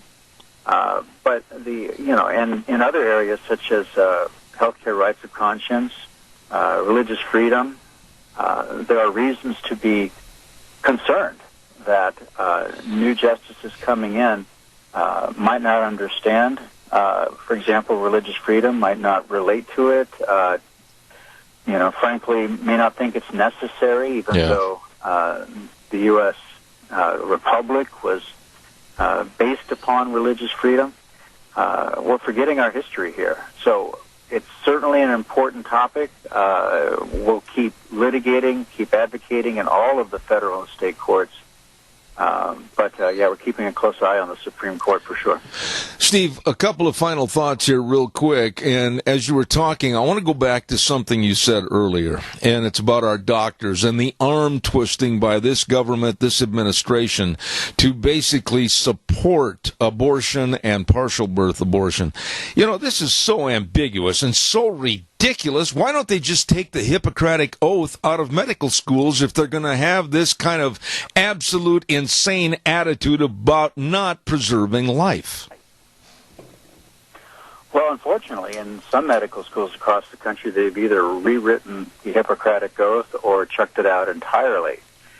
That's why a new movement called Hippocratic medicine is so important, because these are pro-life doctors, other healthcare professionals who affirm that they practice according to the Hippocratic Oath in its original form, in its entirety. They don't pick and choose which clauses they like and which ones they don't.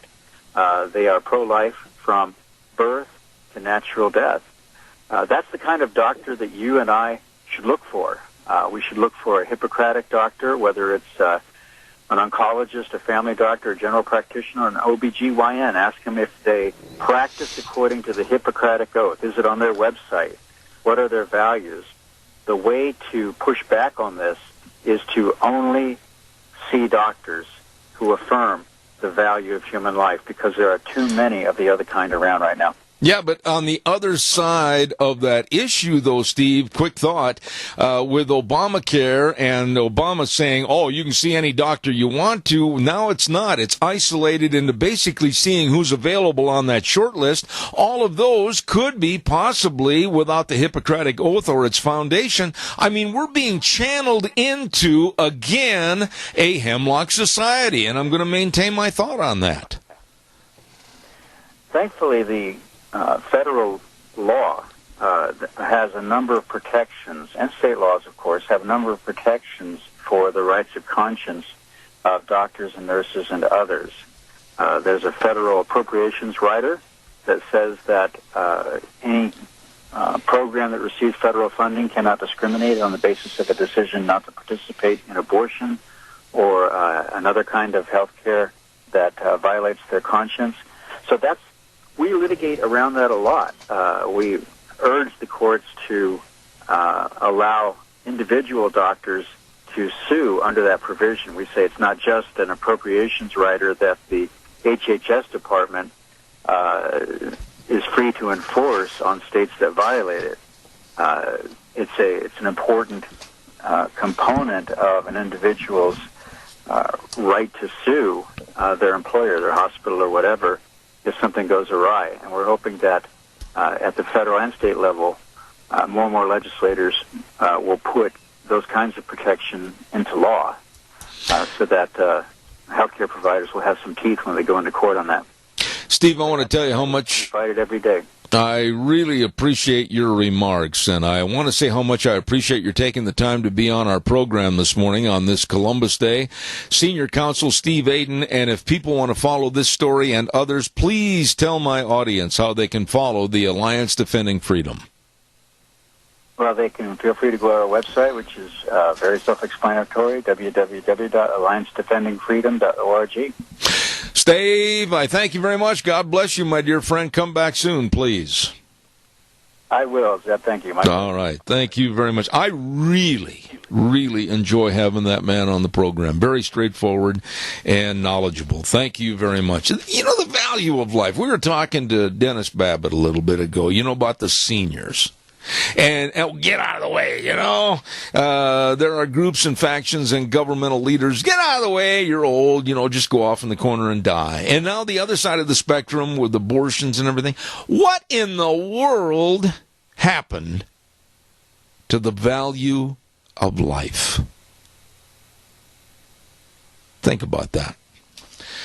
Let's have a weather forecast here real quick. Pope Phillips, Oaks, Goodwin and Company, CPAs. And boy, it's getting close to the end of the year. And if you've got questions about your money situation, your business, your Social Security, your retirement, you'd better get in there and talk to them today. Pope Phillips, Oaks, Goodwin and Company. Curtis Pope, Todd Phillips, Rob Oaks, Mitch Goodwin, Lyden Crane. They've been providing them accounting services to the Mini-Cassia area for over 50 years. With locations in Burley and Rupert, Pope Phillips, Oaks, Goodwin, and Company CPAs. And right now, here's Gina with the weather.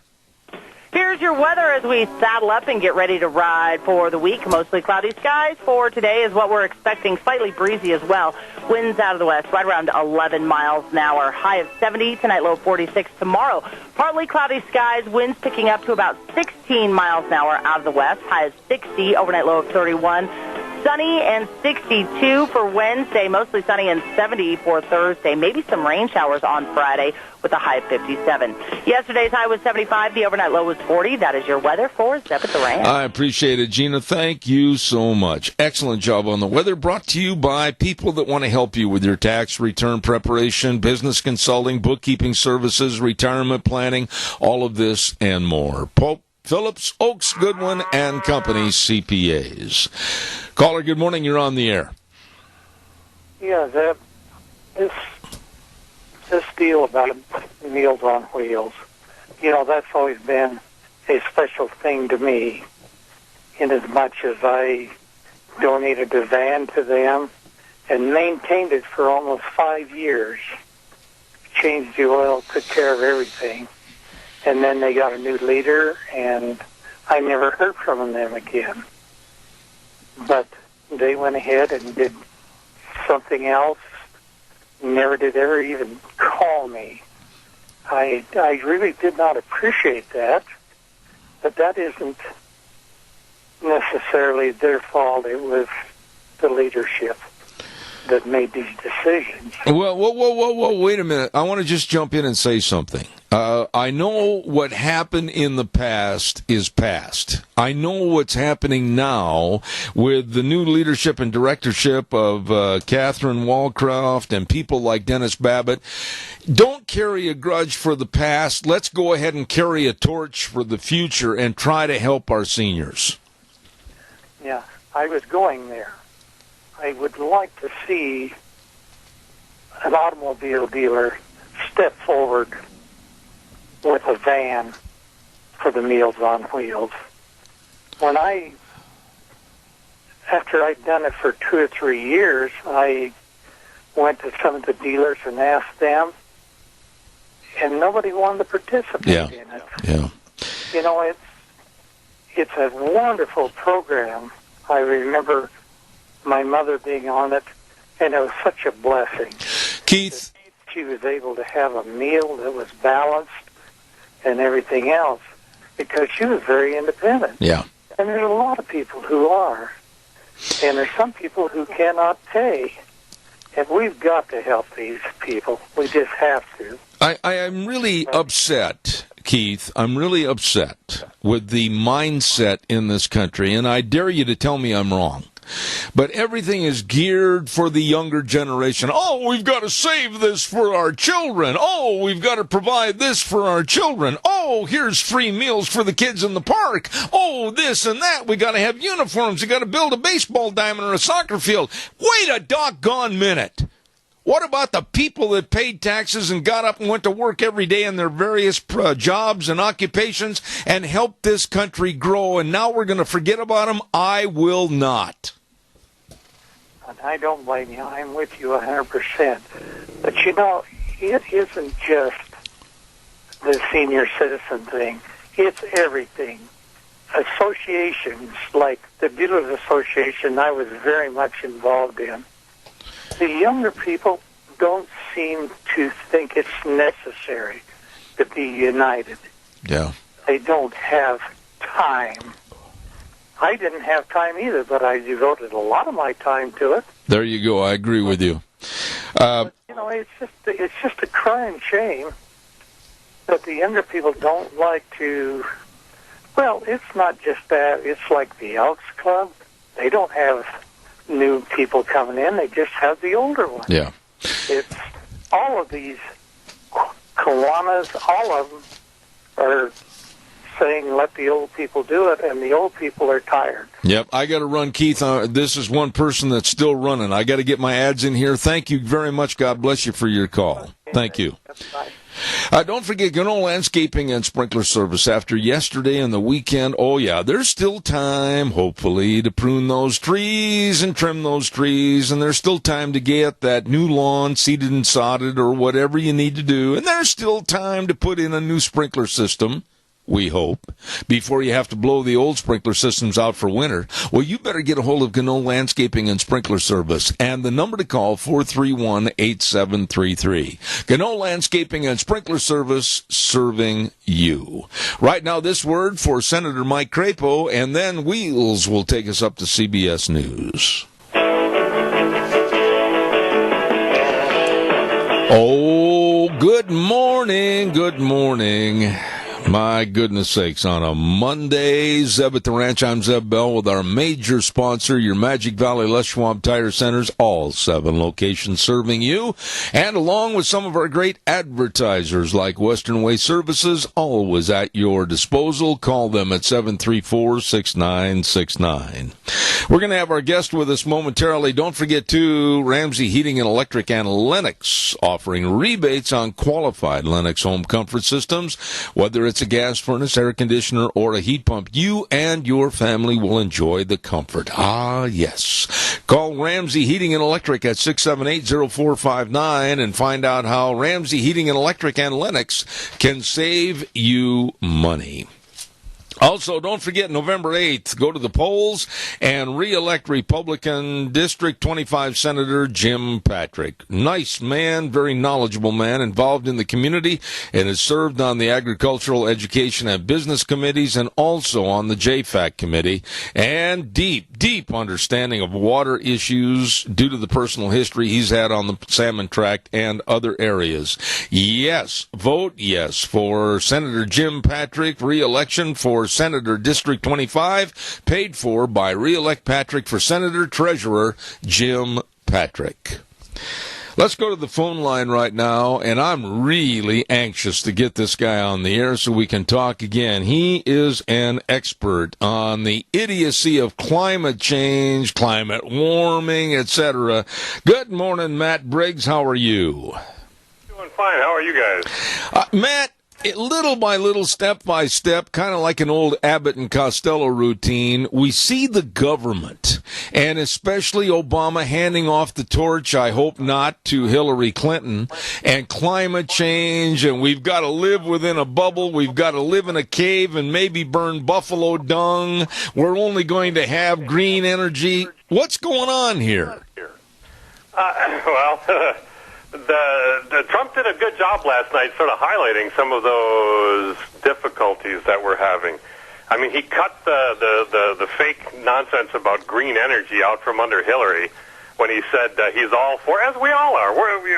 No one in the world would say stop investigating or stop looking into or stop trying to innovate solar power or wind power, water power, anything. Of course, but it doesn't mean the government has to step in and do this. Trump was also right when he said that the EPA is going after coal companies. I mean, they're really attacking coal companies and other energy companies, forcing them to close. And the reason for that is once these things are closed, I mean, you can't have an area without electricity. So what's going to have to step in? The EPA is doing this because I think the government wants to fund their cronies, as they did with Solyndra and other groups, to try to give them money to develop their so-called green energy technology. So it's not the government's business to do this kind of thing. The technologies for wind and solar and so forth are so new, so they're naive. Even we shouldn't have an entire country's energy policy based on these things when they're so unproven and unreliable, and necessarily because, of course, the wind doesn't always blow and the sun doesn't always shine. But the EPA is particularly political. They've taken science and turned it into politics. I don't think there's anybody who would disagree with this, even people inside the EPA. They twist and turn scientific results to their benefit so that they support the policy conclusions that they've come up with in the first place. And so they issued recently, I make it a joke, they issued a 57-state climate warning right here before the election. I joked about the 57%, the 57 states, because, of course, Mr. Obama could not remember how many states we had in a couple of his talks. Right. But the EPA is telling you, for every state in the union is going to suffer from climate change. And the only way that we could possibly avoid this is for the government itself to step in and control, what? The economy, your life, businesses, agriculture, everything. So science is pretty much dead in some branches of the government, replaced entirely by politics. Well, and you know something, Matt, when I talked to a person here in the last week or so, and he's an advocate of we're all going to die because of climate change. And I said, really, what has impacted your life negatively as far as climate change, if there is such a thing? Well, he couldn't give me an answer. Then all of a sudden I said, well, what about agriculture? Agriculture is going to really suffer if you let these nimrods control the thermostat and try to turn things into a much colder clime, which crops are not going to grow and we're not going to be able to feed the masses. How come these people supposedly of scientific value haven't got the common sense that God gave a goat? Because it's follow the money. A lot of people are just plain terrorized. They believe what the government is telling them. The government is telling them we're all going to die, starvation and of overheating, and in a drought at the same time with a rainstorm and typhoid. We're all going to die because of all these things, and a lot of people just believe the government. They still trust the government. And unfortunately, the government has not proven itself to be reliable in these scientific matters. So I point out very, very clearly, we supposedly have had global warming since the 80s, the 1980s.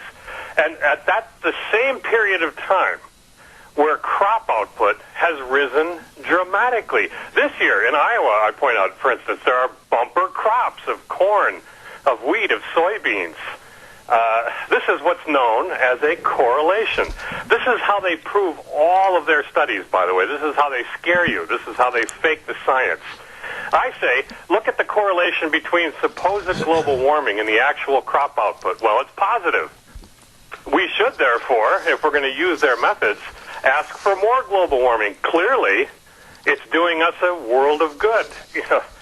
People are being fed better and easier and cheaper because what? Because of global warming? Because the two are matched hand in hand? So this is nonsense. It's nonsense because the statistical methods that they use, the models that they use, are all either highly suspect at best or broken at worst. And I tell this all the time. If you only take away one thing, you just take away this. I repeat this so often, I'm sure people get tired of hearing it, but this is the fundamental truth. Models built on the theory of global warming being true, of carbon dioxide being this evil gas, were built some 30 years ago. Every year, these models make predictions of what the temperature is going to be for the next year. And every year, these models are wrong. And not just by a little bit, by a lot. They always predict temperatures much warmer than we actually see. And the discrepancy between what the models predict and what we actually see is growing larger and larger and larger. The models, they're really awful. It's not like this is some close judgment call where you get a bunch of scientists around the table and scratch their chins and say, well, maybe. No, this is blatant, obvious error. But what happened is, the old way of thinking about science is, since the models are so wrong and so consistently wrong over a long period of time, we must have the theory wrong. It cannot be that carbon dioxide is as bad as it has been claimed. It just cannot be. These models have falsified, or practically falsified, this theory. But instead what happens is, because nobody wants to give up these models, is they toss out the reality instead. They forget the reality. They say it doesn't matter. What really matters are these predictions that we're making. And so theory is being embraced over reality, and it's being called science. And it's very disturbing. You know, let me ask you this, Matt. I don't know how old you are, but I'm an old fogey in some standards, but I've got a lot of youth in my heart. But I'm sitting here looking at this picture, and here I have been in broadcasting for 50 years. 50 years, that's how old I am.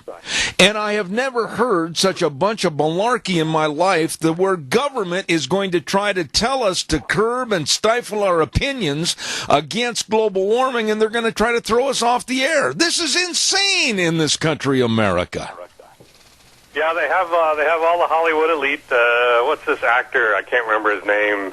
DiCaprio. This is a man who his entire life is told where to stand, what to wear, what to say, is telling us we need to believe in global warming or else. Yeah. I mean, these non-scientists, I get yelled at by people who haven't a clue about the first idea of physics. They couldn't do an integral. They couldn't tell you what vorticity was. They couldn't tell you what a cloud parameterization was. They couldn't tell you what skill is defined as model forecast. They know nothing about physics. Yet they're certain sure the world is doomed because of global warming. And they're asking the government to prescribe these views.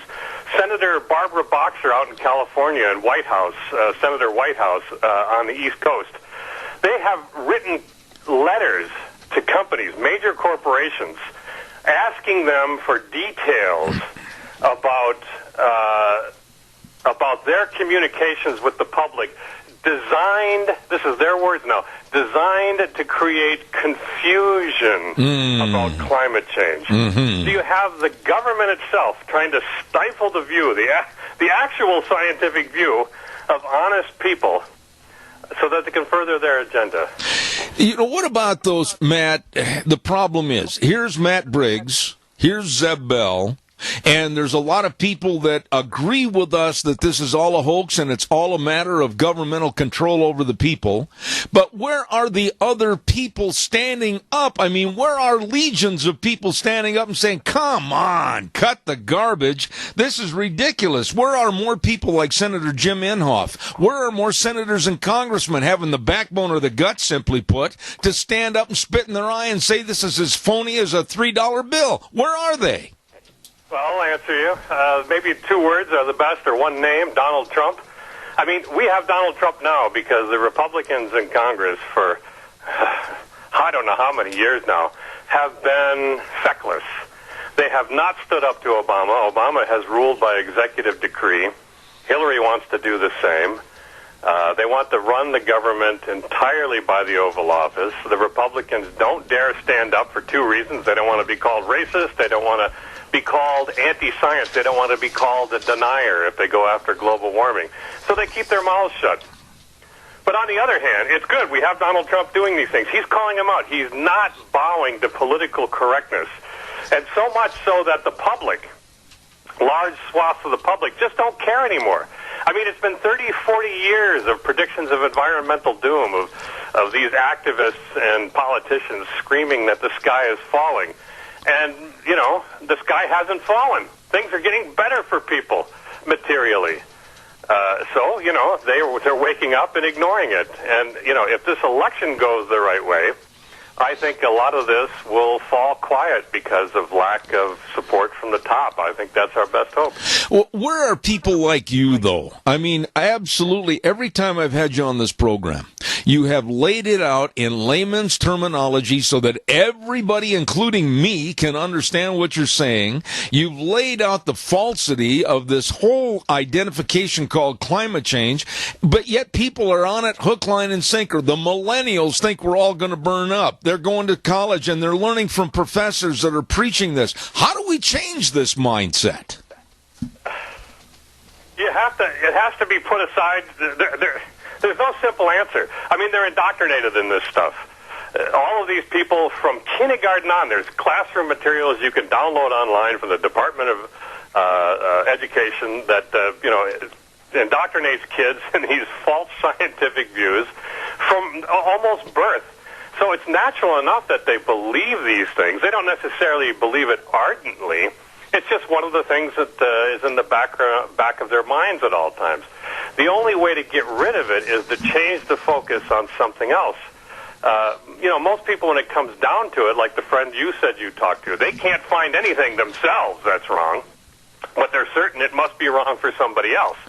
So you have to keep bringing that up to everybody you meet. What really went wrong for you as far as the climate goes? And most people, everybody really would have to say nothing. The climate is just fine.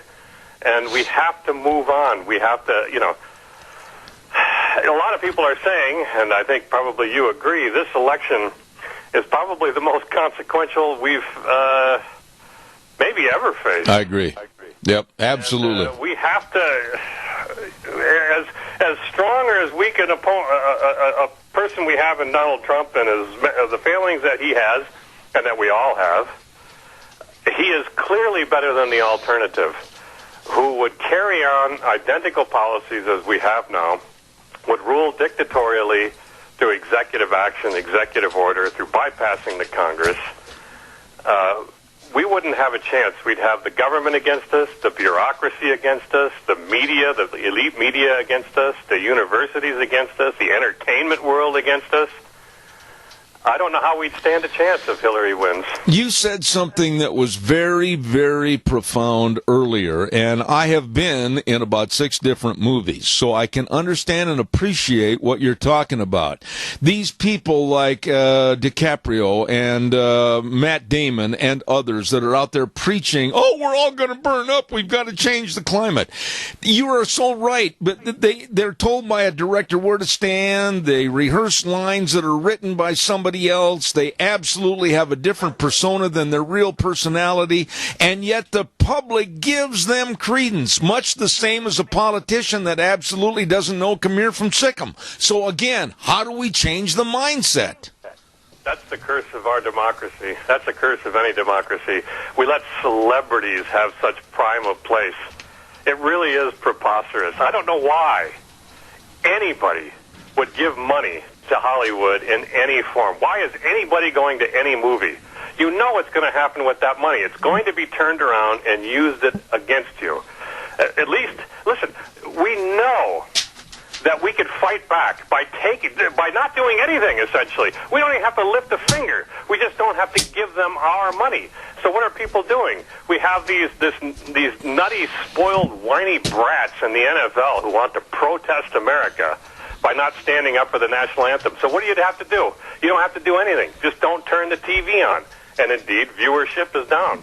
You had Target, who wanted to let grown men into the women's rooms in the name of some social justice warrior cause. And so what did people do? They did not shop at Target. And their money, their revenues dropped precipitously, and then so did their stock price. That's how to hurt these people. Don't give them your money. Absolutely. Let me ask you this real quick, and we're almost out of time, but what about this climate pact with other nations that Obama's standing up and saying, oh, this is the greatest thing since sliced bread, why it's a historic day for the future? Really, what is this climate pact with other nations going to do to you and me? First of all, it's supposed to be a treaty, but of course Obama did not want to submit it to the Senate, who would not have approved it.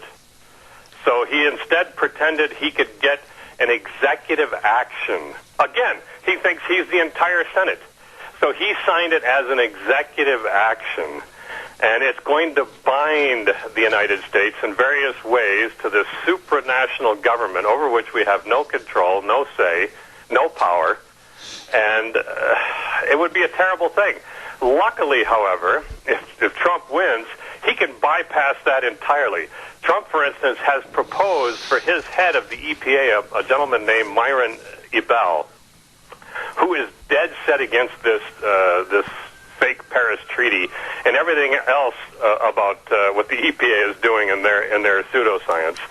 So if we can get a man like that in there, we could dump that thing in the trash as quickly as possible. Okay, but let's look to the worst-case scenario that, oh, good heavens, Hillary wins the election, a furtherance and a preponderance of more of this insanity with the liberal left. I mean, what about Americans? What about my audience? What about farmers? What about people in the livestock business? What about people who live in rural areas? What do you think, looking into your crystal ball, is going to happen to these folks? They're going to be in some, to use a military phrase, deep kimchi. There'll be nothing they could do. It'll be the entire power of the United States government who has an endless pot of money to come after these people. And they'll pick them off one by one, scare the big ones, go after the big ones to intimidate and scare the little ones. And the only thing left would be small forms of rebellion, I guess. Wow. Wow. You know, Matt, I wish there were at least 1,000 other Matt Briggs that would be out there telling the truth about what's going on with this unconscionable, idiotic climate change idea. Even our local rag, our local newspaper, oh, well, you've got to believe in climate change. Oh, well, we're all burning up. They have espoused to this idiotic theory that climate change is real, and I say this to wrap up our conversation. The only person that has a hand on the thermostat is God. We have had climate change on this great planet ever since it was made by God, and will continue to be so. Your response, and we'll wrap it up. I think that's probably the best summary of the science there is. I can't top it. Please come back. You are always welcome on this program, Matt Briggs. Thank you so much. Thanks for having me. Enjoyed it. All right, sir. I absolutely think the world of Matt Briggs, and anytime I get a chance to get him on the program, it's education for me because he absolutely is against this idiocy of climate change and global warming. Thank you very much. Oh, calm down, Zeb. Take your blood pressure. Okay, it looks good. Looks good. Don't forget, on Thursdays, we have a special segment of Cassia County School Days, and we really appreciate our sponsors for that. Number one, A Child's World at 1308 Overland in Burley. Oh, my goodness, they've got a lot of jeans for the kids. Over 200 jeans beginning at just $13.99 for the boys and the girls. And socks. Man, they've got socks over there. I'm always into getting new socks because I'm always putting holes in them. But anyway, you stop over and check out all the new winter coats that have arrived, too, at A Child's World, 1308 Overland in Burley. Along with the Ambulatory Surgery Center at 1344 Highland Avenue in Burley. Remember, they can save you a lot of money on your outpatient surgeries. Check it out. Give them a call at 677-8888. Cataract surgery, hand surgeries, colonoscopies. Please call them today and find out more. Ambulatory Surgery Center at 677-8888. And A Child's World, bringing you school days in Cassia County. Thank you very much. Columbus Day, and some of the liberal left want to call it Indigenous People Day. We are not going to call it that. I don't believe in it. I'm going to leave it the way it is. Somebody had called earlier and said, well, why don't you call it Indigenous People Day? Because I don't believe in it. There you go. I don't believe in it. And it's Columbus Day, and we salute Christopher Columbus. And it is a federal holiday. So there you go. Let's see, what else have we got coming up? You do not want to miss what's coming up next half hour as we talk to attorney Ethan Blevins with the Pacific Legal Foundation, talking about Seattle, the city of Seattle, wanting to make sure that renters have to abide by their rules and regulations. It's incredibly stupid. We're going to have that coming up in just a few minutes. Right now, we're going to send this back over to our main studios. We'll be back in about 3 minutes. And now, back to Zeb at the Ranch on AM 1230 KBAR. To reach Zeb, call 436-2244 or toll free 1-866-927-4587. And now, here is Zeb Bell. Thank you very much. And don't forget, my friends, over at Lee's Furniture, Floors, and More. Oh, my goodness, at 459 Overland and Burley, all the furniture, all the ways to comfort your home. That's right, comfort your home. Any room, make it comfortable for you and your family. And very, very stylish. All the entertainment stands and the dining room sets and the bedroom sets and the recliners. The list goes on. And the people are so nice and so well informed, you stop over and see them today. Lee's Furniture, Floors, and More at 459 Overland in Burley. The other day, when I was checking my emails, I ran across this story about Seattle, Washington, and rentals and landlords. And I about fell out of my chair. So I called Colin Callahan with the Pacific Legal Foundation, and he lined me up with an attorney that's been on our program many, many times in the past, Ethan Blevins. Good morning, Ethan. How are you? Good, Zeb. Thanks for having me. What in the world? I mean, just when you thought you've heard of all the idiotic things you can follow, and then Seattle comes up with another one to basically put the thumb on renters and rentals. What's going on up there? Yeah, so just about a couple months ago, the city of Seattle passed an ordinance. It's called a source of income protection ordinance. The basic thrust of the ordinance is that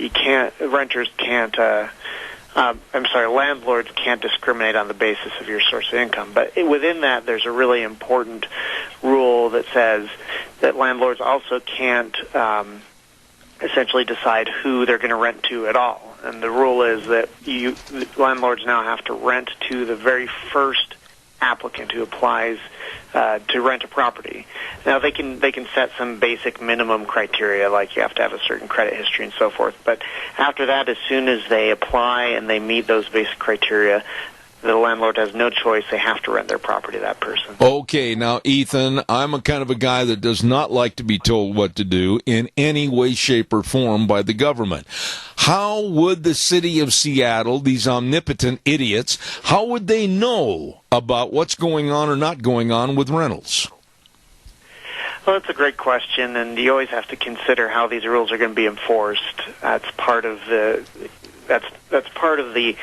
policy decision that comes into play here, and the rule requires landlords to keep track of when people apply, when they receive an application by email, or when someone calls them on the phone. They have to keep track of all of that, and then the city can and no doubt will audit landlords to make sure that they are indeed renting to the first applicant instead of whoever they want to. And, as you say, people bristle at the idea that they don't have the ability to choose who they rent their own property to. And certainly here, this is a really essential part of property ownership, your ability to decide who you're going to rent your property to, who you're going to sell it to, who you're going to exclude from your property. Those are really important aspects of what it means to be a property owner. Yeah, but Ethan, isn't this ordinance, the way you describe it, isn't it against our court system? In our court system, it says you are innocent until proven guilty. But aren't they, the city of Seattle, saying that you have biases, and we know that up front, so we're going to make sure that we regulate your biases? They're actually saying that every landlord is guilty, so we're going to check them? Yeah, I mean, that's a really important part of this story. The idea that all landlords might have some kind of unconscious bias whenever they rent a property, and therefore we're going to just use this ham-handed approach that forces all landlords to just rent to the first person who comes.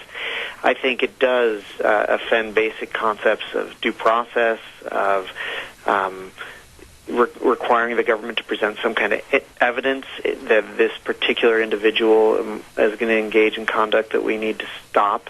But here, as you say, there is no requirement that government present evidence that you're likely to engage in bias or something like that. They just simply are allowed to assume that you're going to be biased and regulate you on that basis. Are you afraid or have fears that if this ordinance is left to be in effect in the city of Seattle, that it could be picked up by the land of fruits and nuts down in California and then have a snowballing domino effect across this country?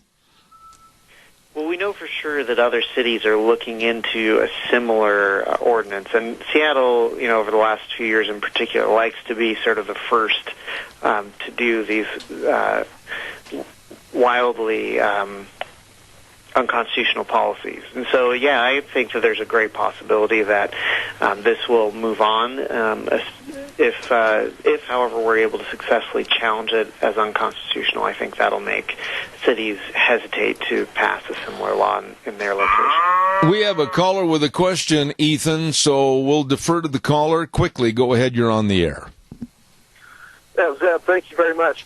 But isn't this a way for the government to assume control of property and to assume personal property rights and take them themselves? Because don't they effectively become the leaseholder, and they say you can lease it to? You basically lose your rights to your property. Is that right? Go ahead, Ethan, if you would.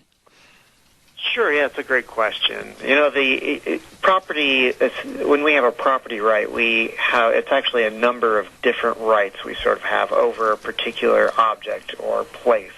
And so when you have a property right, you have a right to exclude people.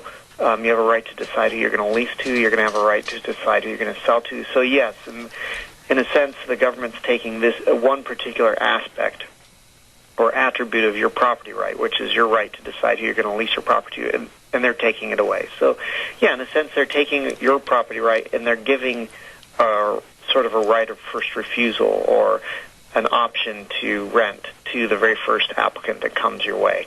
So, yeah, and here it's not necessarily the government itself that's taking your property. It's even a little more disturbing than that, because it's taking your right to lease, which is a part of your property rights, and it's actually giving it to another private individual. And that's a really disturbing element of this. The Fifth Amendment to our Constitution says that you deserve just compensation when the government takes your property, and it has to be for a public use. So there's two problems. You're getting your property right taken away, and you're not getting compensated. Absolutely. There's really no public use here, right? Because it's not being taken and given to the government to use for some kind of public benefit. It's just being given to the first person that applies for a private benefit to them. So, yes, it is. This is a taking your property, and it doesn't satisfy the constitutional requirements for takings of that kind. Caller, does that answer your question? Freedoms that they're coming after, that if people don't stand up, they're going to lose. It'll lead to another and another. Absolutely. Thank you very much for your call. I appreciate it. Thank you. Thank you. Okay. Now, we're getting a little feedback wheels. Let's ask you this, Ethan. You say that, or not you, but they say that with this ordinance, basically it's a forbidding of landlords from selecting their own tenants. And you have to come up and say yes to the first person that applies that meets the minimum credit standards, maybe the first and the last month's rent. But once they're in there, they could be a convicted rapist, they can be a felon, they could be any number of people, they could be with an Islamic group that absolutely wants jihad. Once they're in there, how are you going to get them out of there? Well, that is a really important question. At the back end, how hard is it for a landlord to get rid of somebody that they didn't have any choice to rent to in the first place? And the answer is that it can be very hard. Seattle actually has a just cause eviction rule that sort of limits the reasons that landlords can get rid of somebody. Often they have to actually apply to evict. There's certain things, for example, failure to pay rent, that you don't have to satisfy a just eviction standard. But otherwise, the city actually regulates your ability to get rid of tenants as well. So it's hard to you have no choice about who you rent to, and then it's hard to get rid of them. And that just creates this terrible catch-22 where landlords just simply have very little control over their own property, and their only options are either to raise rents so high that they can kind of filter out people they don't want, or to get out of the rental business altogether. In a place where we have a serious housing crisis, Seattle has essentially passed a rule that is going to push landlords out of the business of renting their property. And that's the exact opposite of the kind of thing we want to do right now. You know, Ethan, as I look at this problem, and I'm in the real estate business, and we have so many non-discriminatory type ethics that we have to follow, you can't blame homeowners and renters for wanting to do anything to try to overturn this ordinance. So what do? Are they going to file suit? How can this idiocy be overturned? Well, the proper approach right now is for somebody to challenge the constitutionality of this law in probably federal court under the Fifth Amendment of the Constitution, and just say, look, you've taken my property, and you haven't offered me just compensation, which is what's required when the government takes your property. And while this isn't literally the government coming in and taking title or physically occupying your property, we have a long history of striking down laws that regulate your property so heavily that as if it is effectively taking your property rights. And as your prior caller noted, this really does take an attribute of property ownership away from the landlord, because they are no longer able to do something that property owners can do, which is decide who they're going to give their property to, who they're going to exclude from their property, and so forth. So we are looking into the possibility of challenging this as being unconstitutional. It certainly doesn't satisfy any kind of constitutional standard. And sometimes, the government can say, look, we're going to take this aspect of your property right away, for example, get a public easement and so forth. But that usually can only be done if they're able to present some kind of evidence that that's really necessary to do this, so that they can satisfy some kind of really. We have another caller with a question for you, Ethan. Go ahead, caller. You're on the air. Thank you. Yes, I know of a couple that had some rentals, and they couldn't get rid of some people, and so they talked to their lawyer. He told them to go take the doors off the place and tell them that you're going to replace them, but you never do that. Is something like that possible up there? All right, we'll have him answer that over the air. Ethan, I'm going to jump in, and I'll say this first and then correct me. I don't think you can do anything legally that would create an uninhabitable situation. Am I wrong? That's correct. You can't try to force out a tenant through making it uninhabitable, or you can't do self-help by, for example, locking them out or things like that. So that, of course, makes this all the worse. You have to go to court. You have limits on the reasons why you can get rid of a tenant. You're going to have to demonstrate that you have a good reason for getting rid of them. And I think it's all landlords know that if there's a failure to pay rent, it's very, very difficult to ever recoup your losses. And so whether they're not paying rent, whether they are just simply the kind of people you don't want on your property, whether they are high-risk tenants because they might destroy property, those are not reasons why you can decide not to rent to them, and it's very hard to get rid of them afterwards. You know, this whole thing just boils down in very simplistic terms of a landlord and owner of a property absolutely having one hand tied behind him and blindfolded and not being able to, A, protect his property, B, to legislate for proper use of his property, and it takes away property rights. And that's what this country was founded upon. And I'm so blessed that, and I feel so blessed to have you on the air over this, because it's pretty hard today to come up with good reasons to kick somebody's butt out of your home, isn't it?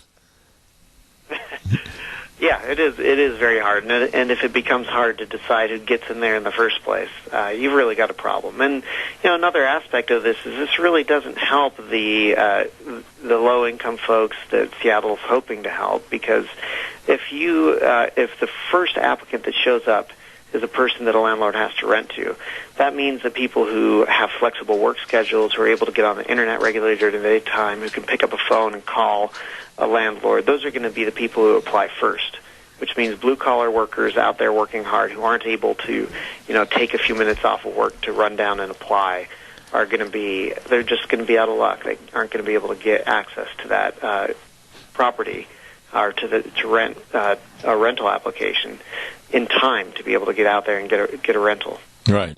What are the fines or the penalties that they have proposed to the property owners? Are they going to put them in stocks on the courthouse lawn? Are they going to go out and dip them in the ocean 10 times? Or what's going to happen? We don't know yet. So the rule comes into effect in January, and the Office of Civil Rights is supposed to issue some draft rules about how this is going to be enforced. Things like you're talking about, are we going to be looking at fines? Are we going to be looking at losing, in Seattle you have to actually get a registration to rent your property. Are you going to lose your registration to rent? We don't know what's going to happen, and I'm guessing we'll see those rules probably in December. Okay, well, I'm going to put this story in a file for December's airplay. I'm going to call you back, and hopefully you'll give us more information on this. Ethan Blevins with the Pacific Legal Foundation. If they want to find out more about what you're doing with the Pacific Legal Foundation, how can they find you? Well, we have a website. You can either do a Google search for Pacific Legal Foundation or just go to pacificlegal.org. We are always ready and willing to challenge unconstitutional behavior by the government, especially when it comes to property rights. So please do come and take a look. We've got a lot of interesting cases. I appreciate you coming on the air, Ethan. Thank you. And stand firm on this one. It could be a cancer that goes all across this country. Ethan Blevins, thanks for being on the program. Thank you, Zeb. All right, sir. You imagine this? I mean, I know a friend of mine, a very dear friend of mine, has a lot of rentals. And how restrictive that would be for them to have to basically kowtow to the government and take the first one that comes there with a dollar bill in their hand, and they might be a convicted felon, they might have any kind of background problems, they could be Islamic jihadists. I mean, come on. The government is in every aspect of our life. Everyone. And this issue right here needs to soundly be defeated and thrown out. Right now it's time for the weather, and the weather is brought to you by Scarrows Meats. Boy, I'm telling you, the best of meats. Changing the way we eat one delicious bite at a time. I'm choking here. I took a drink of water. Excuse me. 331 North Road, Jerome, 324-7657. They are your hometown custom meat processor, and they have been for over 20 years over in Jerome. Don Scarrow and the rest of the crew serving you. It is delicious. Right now, here's Gina with the weather. Here's your weather as we saddle up and get ready to ride for the week. Mostly cloudy skies for today is what we're expecting. Slightly breezy as well. Winds out of the west, right around 11 miles an hour. High of 70 tonight, low 46 tomorrow. Partly cloudy skies, winds picking up to about 16 miles an hour out of the west. High of 60, overnight low of 31. Sunny and 62 for Wednesday, mostly sunny and 70 for Thursday. Maybe some rain showers on Friday with a high of 57. Yesterday's high was 75. The overnight low was 40. That is your weather for Zeb at the Ranch. I appreciate it, Gina. Thank you very much. And brought to you by Scarrows Meats, 331 North Road, Jerome. The number to call, 324-7657. They are changing the way we eat, one delicious bite at a time. I have time for a couple of calls. Give me a jingle on the landline. I'd love to hear from you about any of the topics we've discussed this morning, all the way from the rentals in Seattle to what we did with the Alliance Defending Freedom to EPA and climate change, anything and everything. Give me a call. I'd like to hear your response. 436-2244, 1-866-927-4587. Excuse me, while I'm waiting for your call, I want to remind you again about the Senior Junction Pumpkin Function, Frightfully Wonderful. It's going to be on October 27th, and we're going to have a great, big, huge remote broadcast. I'll be over there for all 3 hours, 8 to 11 on the 27th. That's a Thursday. And they're going to have costume contests, lots and lots of prizes, good prizes, too. I mean, really nice prizes. One of them, of course, overnight stay and dinner for two at Cactus Pete's and Jackpot. And great big breakfast served that morning from 7 to 10, and they're going to be selling Creek candy for Halloween. T-shirts are on sale for $15, and please, please, please know that all the net proceeds go to the Meals on Wheels at the Senior Junction Pumpkin Function on October 27th. All right, give me a call, 436-2244, 1-866-927-4587. I'd like to hear what you have to say this afternoon. This morning. I'm ahead of myself. So give us a call on the landline. Let's see, what else have I got here on my list? We talked just a little bit about Boise State University earlier, and, one of the things I wanted to mention about colleges and universities is the PC political correctness, and even segregation is yielding its head again above the surface, and it's being espoused by the liberals. Now, we did a little survey, and I found out that the ratio of professors at major universities and colleges is 12 to 1. Liberal, very far left professors to one conservative. But at Brown University back on the East Coast, the ratio of liberal professors to conservative teachers at Brown University is 60 to 1. It's extremely difficult in education today to have a conservative thought, a conservative viewpoint, and a conservative conversation. Many schools that I was doing this check on the East Coast especially, if you bring up conservatism, they will shout you down and literally almost try to run you right out of class. But a ratio in most schools of 12 to 1, liberals versus conservatives, but at Brown Institute, I wouldn't go to school there. 60 to 1 for liberal bias at that school. Holy cow. Calls are welcome and appreciated. 436-2244, 1-866-927-4587. Well, I have just a moment. I want to remind you, too, about a big fall tire sale at your Magic Valley Les Schwab Tire Centers. Oh, my goodness, they've got tires on sale for your cars, your pickups, your SUVs. Listen to this, the Eclipse tires, on sale. I apologize. Hay fever's really got me today. The Eclipse tire for your cars, all-season design, 70,000-mile warranty on sale right now. You stop in and check it out. And the Open Country MT is on sale for your pickups and SUVs, outstanding traction, aggressive tread. Oh, you'd better stop in and check it out, along with the best in brake service and front-end alignments and shocks and struts and batteries. Make sure that your battery's going to turn over the engine on that four-wheeled wonder. All of this and more, along with the best in service at all 7 locations. Lane and Rupert, Dave on Blue Lakes and Twin, Mike and Buell, Mike and Jerome, the Twist family in Paul, Daniel on Pole Line in Twin Falls, and my buddy Randy on Overland in Burley. The best, your Magic Valley Les Schwab Tire Centers. Wow. Wheels, my friend, how are you feeling? I hope you're doing much better. Yeah, I am actually. Man, the hay fever, I think, is getting to me, too. Anyways, I was just going to say that, yeah, I feel a lot better. I feel a lot better than I did last week, that's for sure. Well, we had a lot of people call and ask how you were feeling and how you were doing. They were concerned. So you're on the mend and everything is looking up, right?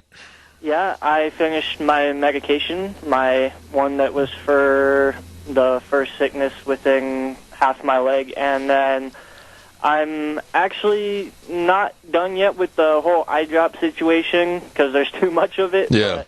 But, I'm getting up to where I don't really need it anymore, and so that was a big factor for me, especially since I have to press the hotkeys. I didn't want to feel like a one-eyed pirate trying to well, put on everything for you and have it all go to a mess. I just really want to let you know that everybody at Lunch Bunch and many, many callers have called in to wish you absolutely the best. They care about you, so you stay on the mend and don't let that happen again, okay? Well, thank you everybody that kept me in their prayers and wished me, the best and are glad that I'm back. So. All right. I'm always glad to have you there. But again, on the other side of that coin, Gina always does a great job of filling in for you, too.